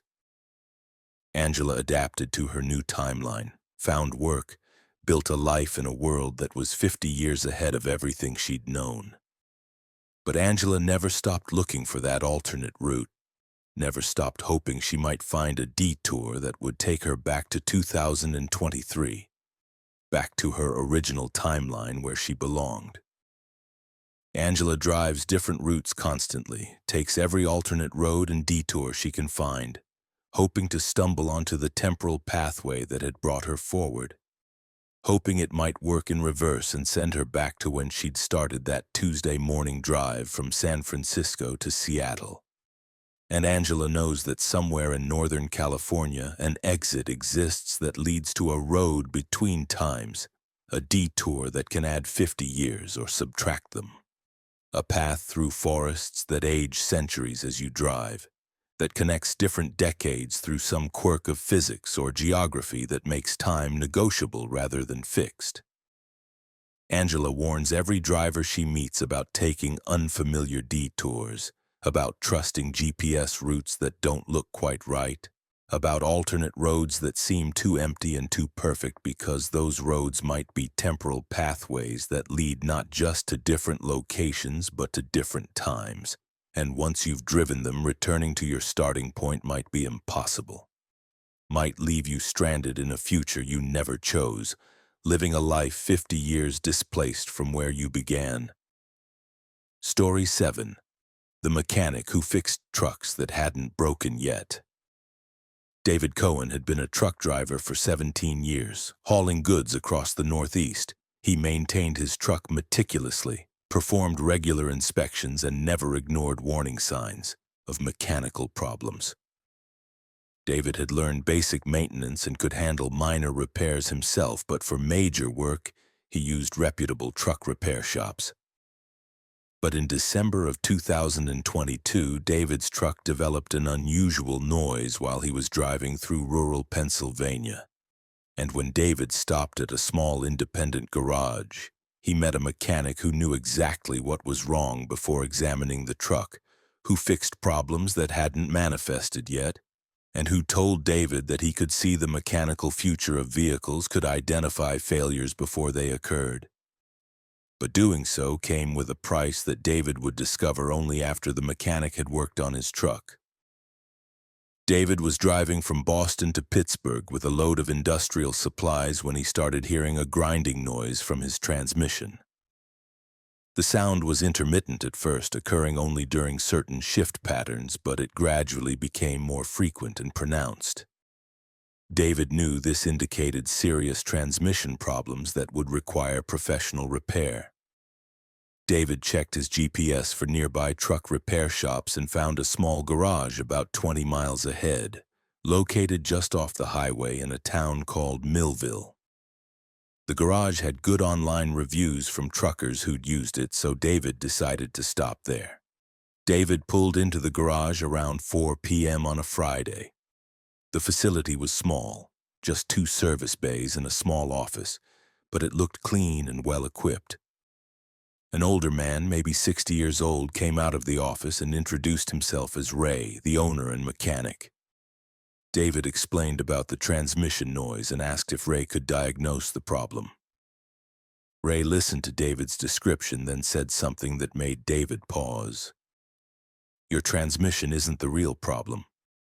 You've got a bearing that's going to fail in about 3 days. If I fix the transmission noise, you'll make it to Pittsburgh, but you'll break down catastrophically somewhere in Ohio when that bearing lets go. Let me fix the real problem instead of the symptom." David asked how Ray could know about a bearing failure that hadn't happened yet. Ray smiled and said he had a gift, could see the mechanical future of vehicles, could identify which parts were going to fail and when. Ray explained that most mechanics fixed problems after they occurred, but Ray fixed problems before they fully developed, preventing breakdowns that would otherwise happen. David was skeptical but intrigued. David asked how much the bearing repair would cost. Ray quoted a reasonable price and said he could have it done by end of day. David agreed, figuring he didn't have many options given his transmission was already acting up. Ray got to work and David waited in the office. Ray didn't spend much time actually looking at David's truck. He walked around it once, placed his hands on various parts, seemed to be feeling for something rather than inspecting visually. Then Ray opened his toolbox and began working with focused efficiency. Ray pulled apart David's transmission assembly and removed a bearing that looked completely normal to David's eyes. Ray showed David the bearing and pointed to a tiny crack that was barely visible. "This would have failed in 72 hours, Ray said. Would have destroyed your transmission completely." Ray replaced the bearing and several other components, working quickly and confidently. By 7 p.m., Ray had David's truck reassembled and running smoothly. The grinding noise was gone, and the truck felt better than it had in months. David paid Ray and asked how the mechanic had developed his ability to see future mechanical failures. Ray explained that it had started about 10 years ago after Ray had suffered a head injury in an accident. When Ray had recovered, he'd found he could see stress patterns and failure points in mechanical systems, could perceive the timeline of a component's degradation, could identify exactly when something would break even if it currently appeared functional. Ray said his gift was both blessing and curse. It allowed him to prevent breakdowns and save drivers from dangerous situations. But it also meant Ray saw the death of every machine, could perceive the inevitable failure that awaited all mechanical systems. Ray said it was like seeing the future, but only for objects, only for the mechanical fate that all machines eventually faced. David thanked Ray for the work and continued his drive to Pittsburgh, arriving without any further mechanical problems. 3 days later, exactly when Ray had predicted the bearing would fail, David was driving through Ohio when he felt his truck running smoother than it ever had. David realized that without Ray's repair, he would have experienced catastrophic transmission failure at this exact moment, probably on this same stretch of highway. Ray's prediction had been perfectly accurate. David called the garage to thank Ray again, but the call went straight to voicemail. David tried several more times over the following days but never reached Ray. The voicemail eventually filled up and stopped accepting messages. A week after his repair, David started noticing strange things about his truck. Other problems were fixing themselves. A brake issue David had been monitoring resolved on its own. An electrical glitch that had persisted for months disappeared. David's truck was getting better rather than deteriorating, as if it was aging backward mechanically. David called other mechanics to ask about this phenomenon, but no one had explanations. Trucks didn't heal themselves. Mechanical problems didn't resolve without intervention. David returned to Millville to find Ray and ask what was happening. But when David arrived at the location where the garage had been, he found an empty lot. No building, no garage, no sign that a repair shop had ever existed there. David checked his GPS history and confirmed he'd visited this location, checked his credit card statement and confirmed he'd paid for repair work here. But the garage was gone. David asked locals about Ray's garage, but no one knew what David was talking about. Several longtime residents said there hadn't been a garage at that location in over 20 years. David tried to understand what had happened. Had the garage been real? Had Ray been real? David's truck had definitely been repaired, had components that were newer than they should be, so someone had done the work. David theorized that Ray and his garage existed outside normal time somehow, that Ray's ability to see mechanical futures had extended to his own facility, allowing the garage to manifest when and where it was needed, then disappear after serving its purpose. Over the following months, David's truck continued to improve rather than degrade. Problems that should have developed never appeared. Where that should have accumulated didn't occur.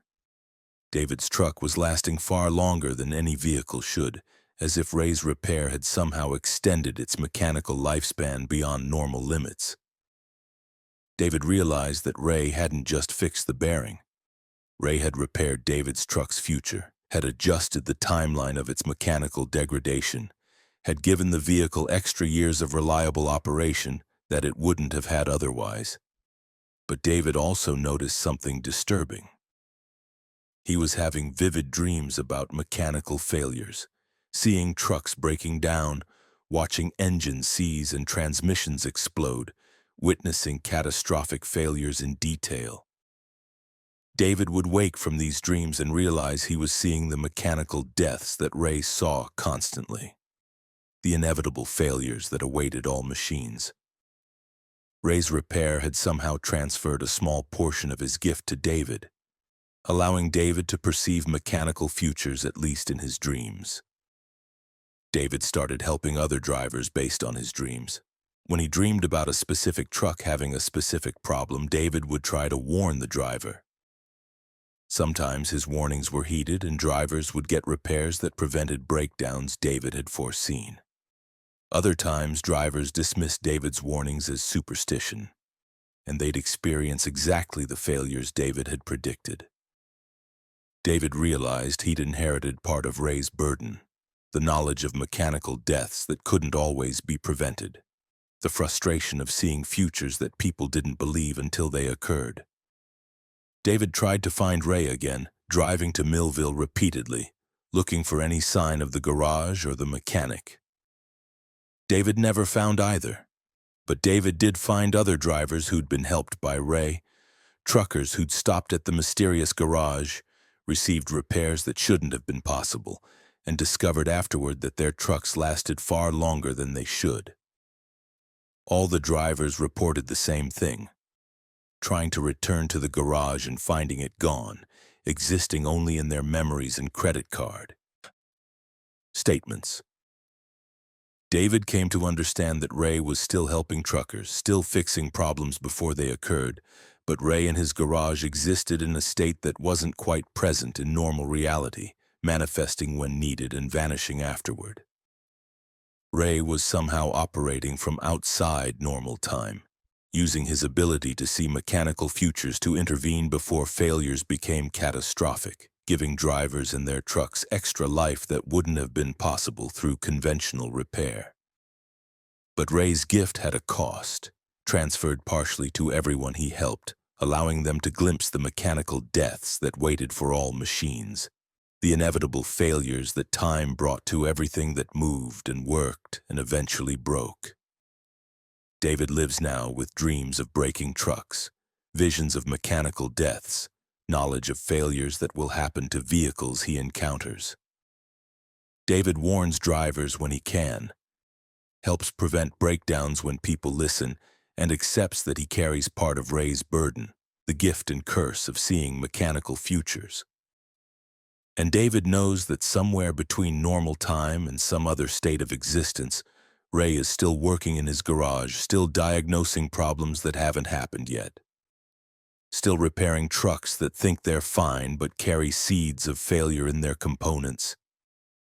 Still giving drivers extra miles and extra years by fixing the future before it breaks the present. Story 8. The Road That Only Exists in Mirrors. Jessica Turner had been a truck driver for 14 years, hauling freight across the Midwest. She was careful and observant, paid attention to her surroundings, and trusted her instincts about routes and conditions. Jessica had driven millions of miles without serious incidents.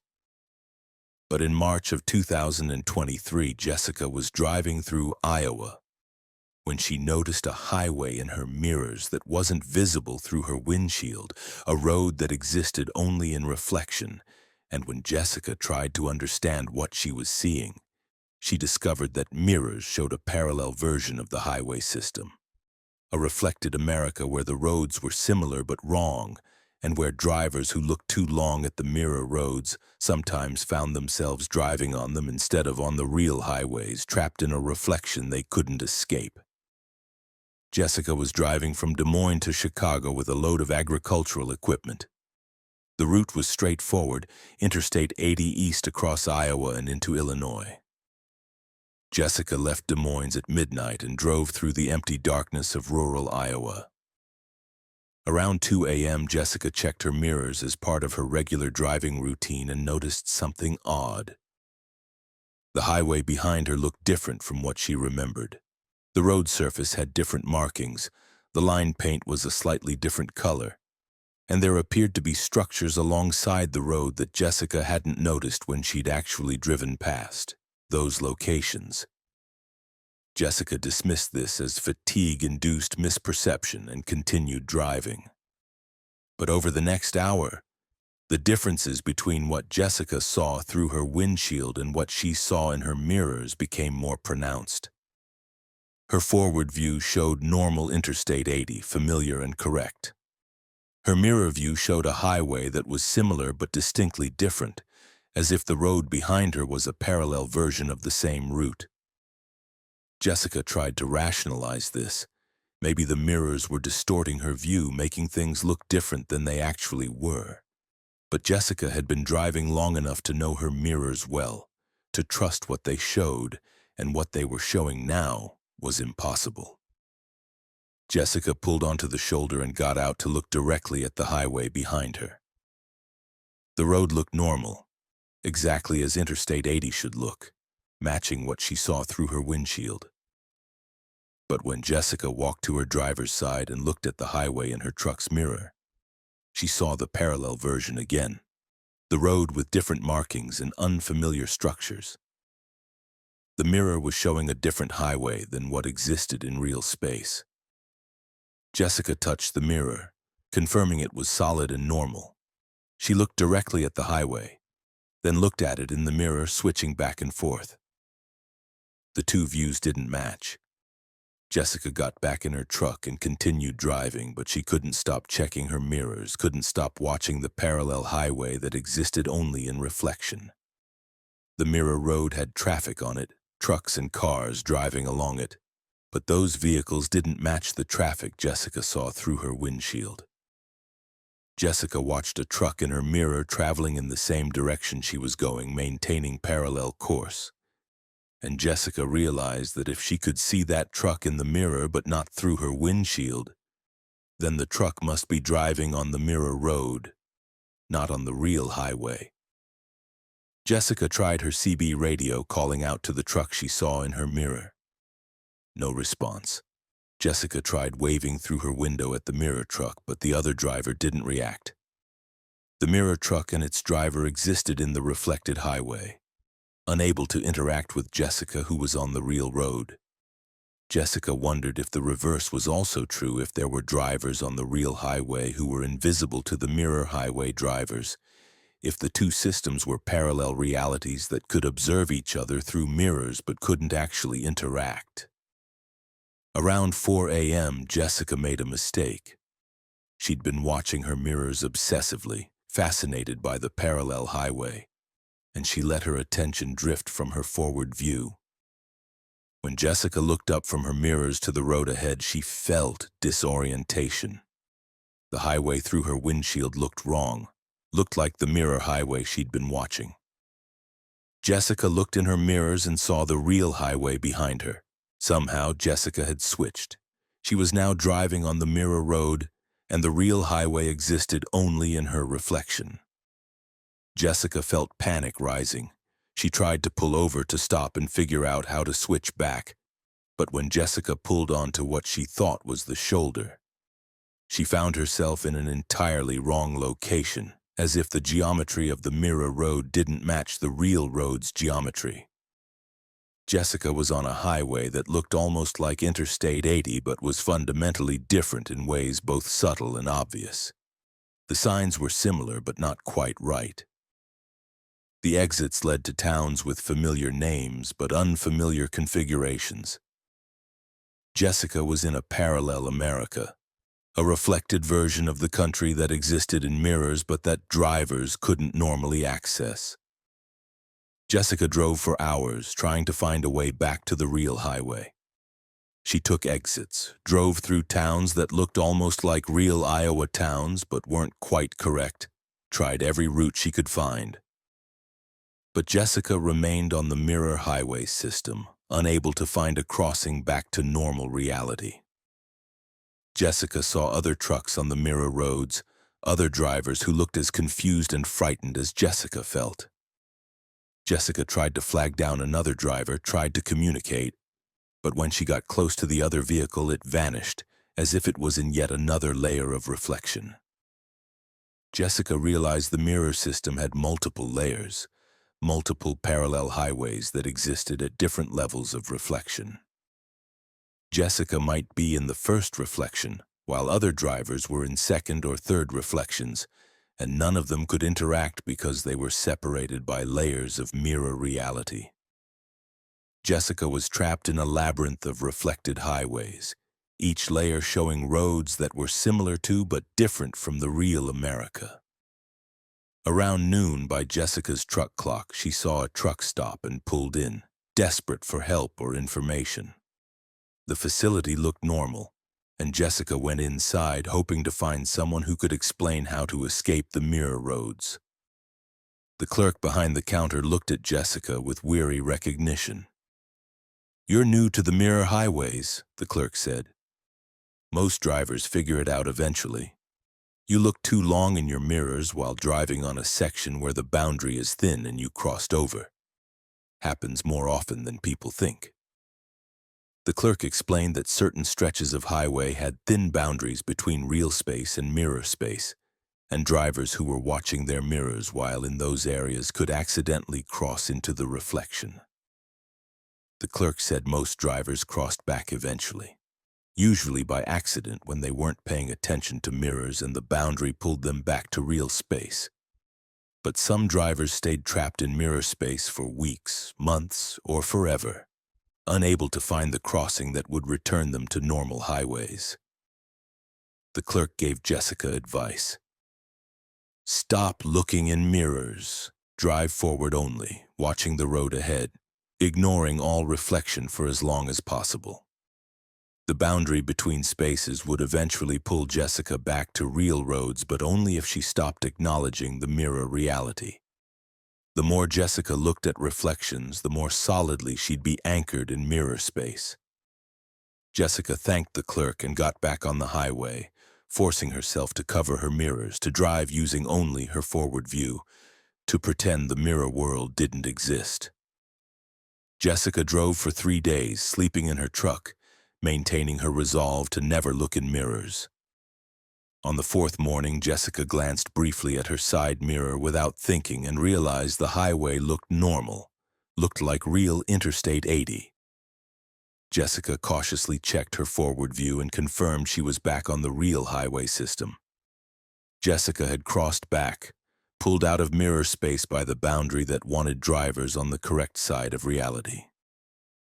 Jessica pulled into the next truck stop and slept for 12 hours, exhausted from the ordeal. Jessica delivered her cargo to Chicago 3 days late with no real explanation for her delay. She claimed mechanical problems, which her company accepted without investigation.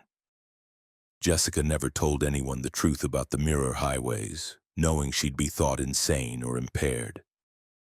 But Jessica researched and found other drivers who'd experienced similar phenomena, who'd accidentally crossed into mirror space and spent days or weeks trapped in parallel road systems that existed only in reflection.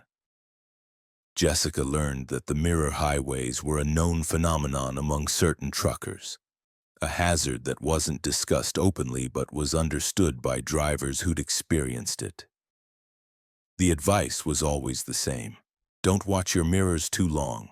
Don't let your attention fixate on the reflected road behind you because certain sections of highway existed in multiple states simultaneously, and observers could shift between those states depending on which view they focused on.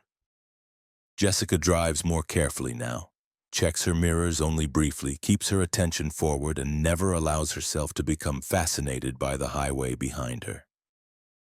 But Jessica knows the mirror roads are there, knows that parallel America exists in reflection, knows that other drivers are trapped in those mirror systems right now, driving highways that are almost correct but not quite, trying to find their way back to reality, looking for the boundary crossing that will pull them out of reflection and return them to solid space where roads are roads and mirrors show only the past you've already traveled, rather than alternate presents you might accidentally enter if you look too long at what lies behind you. Story 9. The delivery address that didn't exist until he arrived. Marcus Webb had been hauling specialty freight for 9 years, transporting unusual or high-value items that required careful handling and discretion. He'd delivered to strange locations before, remote facilities and private estates, but he'd never questioned whether the addresses were real until May of 2023, when Marcus accepted a delivery to an address in Montana that his GPS couldn't find, that didn't appear on any maps, but that somehow manifested as a real location with real people when Marcus finally arrived. And what Marcus discovered there made him understand that some delivery addresses exist in a state of quantum uncertainty, becoming real only when observed by the person meant to make the delivery. Marcus picked up his load from a warehouse in Denver on a Monday morning. The cargo was labeled as scientific equipment sealed in wooden crates, total weight about 4,000 pounds. The paperwork indicated delivery to an address in Montana, a location described as a private research facility. Marcus entered the address into his GPS, expecting a remote but accessible location. But his GPS couldn't find the address, reported it as invalid or non-existent. Marcus tried his phone's mapping application with the same result. The address didn't exist in any digital database Marcus could access. Marcus called his dispatcher to confirm the address was correct. The dispatcher read it back exactly as Marcus had it on his paperwork, said the shipper had confirmed it was accurate, but the dispatcher couldn't find it on maps either. The dispatcher suggested Marcus drive to the general area and look for local signs or ask for directions when he got close. Marcus accepted this explanation, figuring it was a new facility that hadn't been added to mapping databases yet. Marcus began driving north toward Montana, following the general route that would take him to the region where the address should be. The drive took 2 days, and Marcus spent much of it trying to research the delivery location using every mapping tool and database he could access. Nothing showed the address as existing. Marcus found the road name, a rural route in northern Montana. but the specific building number didn't appear on any maps. Marcus arrived in the area on Wednesday afternoon and drove along the road where the address should be, looking for any facility that matched the description. Marcus saw only empty ranch land and scattered farms. No research facility, no building with the number from his delivery address. Marcus stopped at a local gas station and asked the attendant if she knew of any research facility in the area. The attendant looked confused, said she'd lived there her entire life and knew all the local properties. There was no research facility anywhere nearby. Marcus showed her the address on his paperwork. The attendant studied it and said that road existed, but it ended about 10 miles out of town with no structures on it beyond a few old barns. Marcus thanked her and drove out to the road, determined to find something that explained where he was supposed to deliver his cargo. Marcus drove the full length of the rural route, reaching the end where the pavement turned to dirt and eventually petered out entirely. Marcus was about to turn around and call his dispatcher to report the address was invalid when he noticed something in his rearview mirror. Behind his truck, where there had been only empty road moments before, there was now a building. A large facility with modern architecture, clearly a research center or laboratory, with a sign displaying the exact building number from Marcus's delivery address. Marcus looked through his windshield, turning his truck around to face the building. It was definitely there, solid and real, with parking lot and vehicles and people visible moving around. But Marcus was certain the building hadn't existed 30 seconds earlier when he'd driven past this location. The facility had appeared, manifested, become real only after Marcus had passed it and seen it in his mirror. Marcus pulled into the facility's parking lot, his hands shaking, trying to understand what had just happened. Marcus got out of his truck and approached the building's entrance where a security guard was stationed. Marcus asked the guard how long the facility had been here. The guard looked at Marcus with confusion and said the facility had always been here, had been operating for over 20 years. Marcus insisted he'd just driven past this location and seen nothing, but the guard dismissed Marcus's comment as a navigation error. Marcus didn't argue. He went through the delivery process, backed his truck to the loading dock, and watched as workers unloaded his cargo. The workers were normal. The facility was real. Everything seemed completely ordinary except for the impossible fact that this place hadn't existed until Marcus had seen it in his mirror. After completing the delivery, Marcus drove away from the facility and watched it in his mirrors. The building remained visible and solid until Marcus reached a curve in the road that took it out of his line of sight. When Marcus came to a straightaway where he should have been able to see the facility behind him, it was gone. Just empty land again, no building, no parking lot, no sign anything had been there. Marcus drove back to verify, and the building wasn't there. The address didn't exist again. Marcus had delivered his cargo to a location that had existed only temporarily, only for as long as Marcus needed it to exist. Marcus called his dispatcher and reported the delivery as complete, mentioning nothing about the facility's appearance and disappearance. Marcus's dispatcher confirmed the client had received the cargo and signed for it. Everything was normal from a business perspective.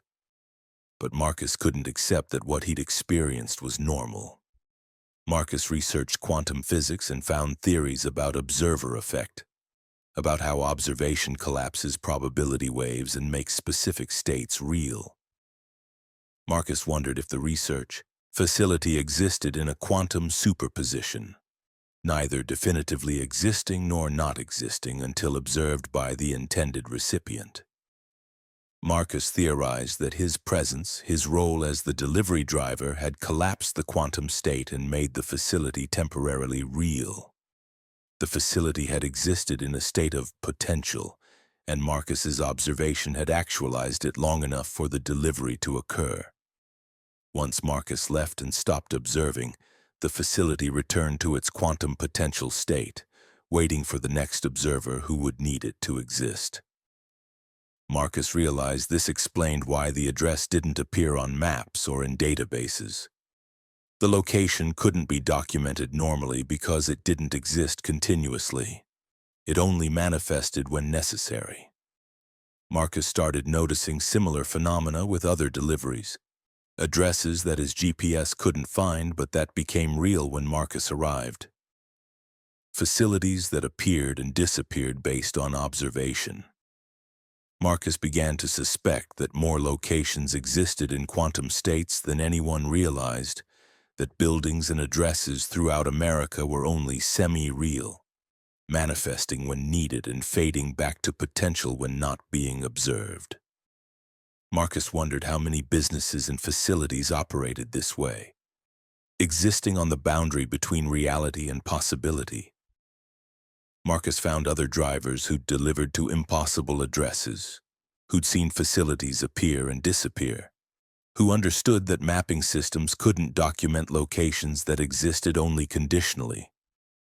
These drivers formed an informal network, sharing information about quantum addresses, warning each other about deliveries that would require navigating spaces that weren't quite stable.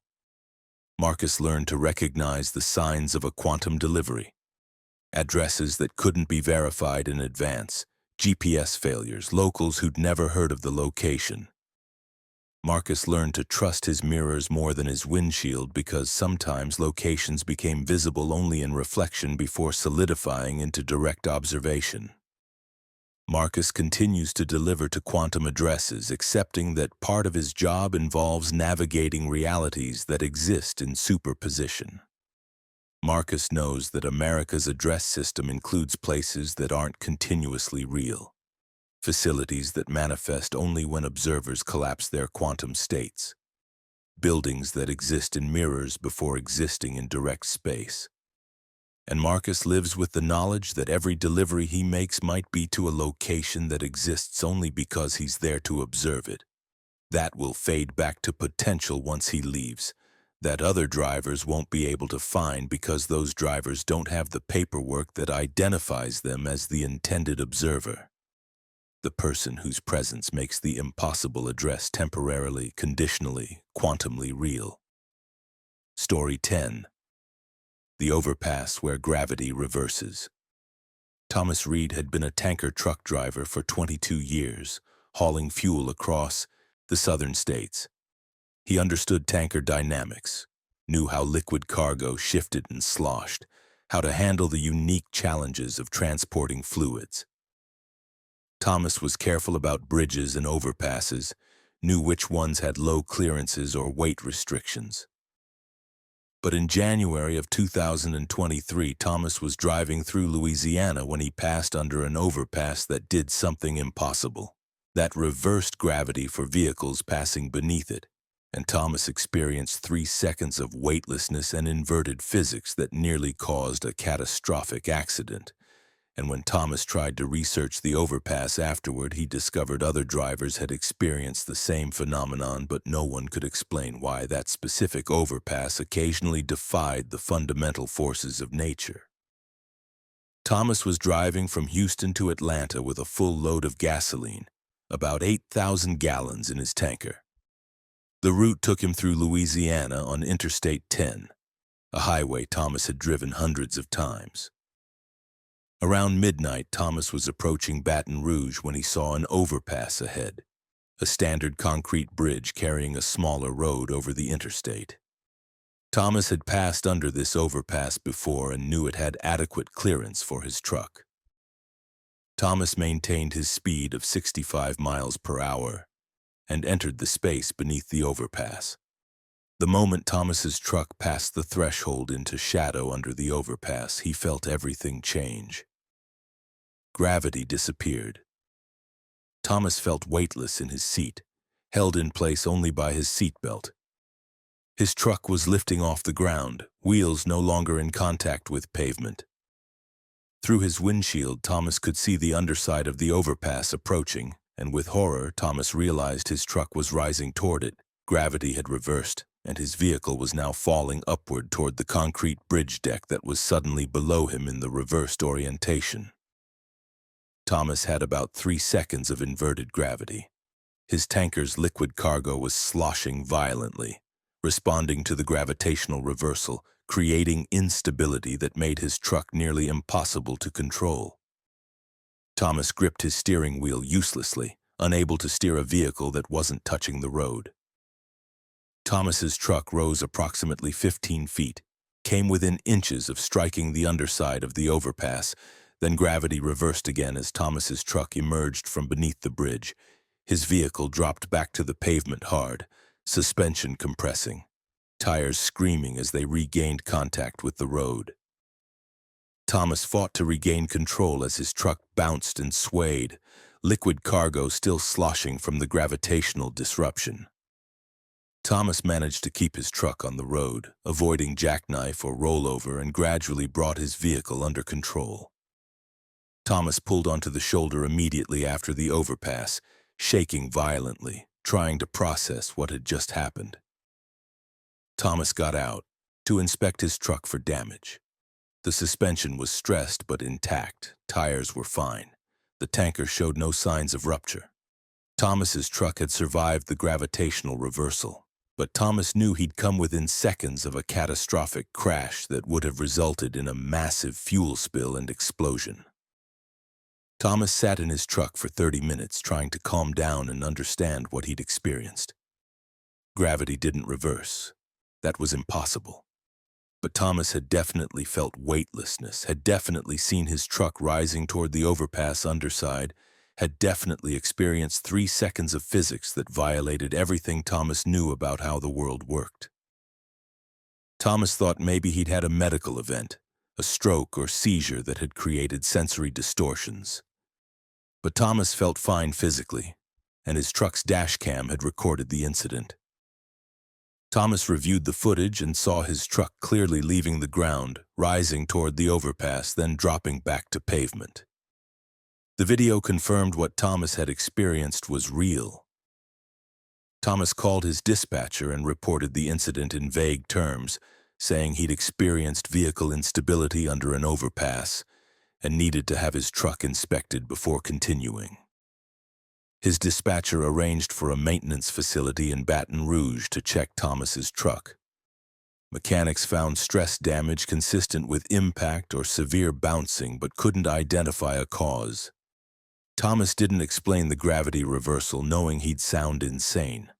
Thomas completed his delivery to Atlanta but immediately started researching the overpass where the incident had occurred. Thomas found online forums where other drivers discussed strange experiences, and he searched for mentions of the specific overpass. What Thomas found shocked him. Dozens of drivers reported similar incidents at that exact overpass. Vehicles lifting off the ground, gravity reversing, 3 to 5 seconds of weightlessness and inverted physics. The reports went back years describing identical experiences. Some drivers had crashed, losing control when their vehicles dropped back to pavement. Others had managed to maintain control like Thomas had. All the reports described the phenomenon occurring at night, always between midnight and 4 a.m., always lasting just a few seconds. Thomas found theories attempting to explain the gravitational anomaly. Some people suggested magnetic fields from power lines near the overpass were somehow affecting gravity. Others proposed the overpass was built on a location where Earth's gravitational field had a natural weakness or distortion. A few suggested the overpass existed at a point where multiple dimensions overlapped, creating temporary gravitational instabilities. None of the theories had scientific support, and mainstream physics insisted the phenomenon was impossible. Gravity didn't reverse locally and temporarily, but dozens of drivers had experienced exactly that, all at the same overpass, all with similar details. Thomas contacted the Louisiana Department of Transportation and reported the gravitational anomaly, suggesting the overpass be inspected or closed for safety. The department responded politely but dismissively, said they had no reports of structural problems with the overpass, that it passed all engineering inspections. Thomas tried to insist that gravity was reversing under the bridge, but the department representative clearly thought Thomas was joking or confused. No investigation was launched. Thomas warned every driver he could about the overpass, posting on forums, telling friends and colleagues, trying to create awareness that passing under that specific bridge at night carried extreme danger. Most drivers who'd experienced the gravitational reversal were reluctant to discuss it publicly, afraid of being thought incompetent or impaired. But privately, drivers shared information about the overpass, learned to avoid it during night hours or to pass under it slowly and carefully, ready for the gravitational disruption. Thomas never drove under that overpass again, modified his routes to avoid it entirely, even though it added time to his trips. Thomas couldn't risk another encounter with reversed gravity, couldn't trust that he'd be lucky enough to maintain control a second time. Thomas researched physics extensively, trying to understand what could cause localized gravitational reversal. Thomas found references to gravitational waves, distortions in space-time that could theoretically affect local gravity. But nothing suggested such waves could occur naturally at highway overpasses. Thomas developed a theory that the overpass itself wasn't the cause, but rather marked a location where something else was happening. Maybe the overpass was built at a point where Earth's rotation or orbital motion created a temporary gravitational interference. Maybe underground geological features created magnetic or gravitational distortions that became noticeable to vehicles passing at specific times. Maybe the overpass existed at a point where multiple gravitational fields intersected in ways that occasionally canceled each other out. Thomas had no way to prove any of his theories, could only document the phenomenon and hope that eventually someone with more resources would investigate properly. Thomas lives now with the knowledge that gravity isn't as constant as people assume, that specific locations might experience temporary gravitational reversals, that physics has exceptions that science doesn't acknowledge, but that drivers experience directly when they pass under the wrong overpass at the wrong time. And Thomas knows that somewhere in Louisiana, an overpass still defies gravity regularly, still lifts vehicles off the ground for 3 seconds of terrifying weightlessness, still threatens to crash trucks into its underside through impossible reversed physics, and still operates as part of the interstate highway system with no warnings, no signs, no acknowledgement from authorities that anything unusual happens there. Just an ordinary overpass that occasionally turns the world upside down for drivers who pass beneath it during the dark hours when reality's rules become negotiable.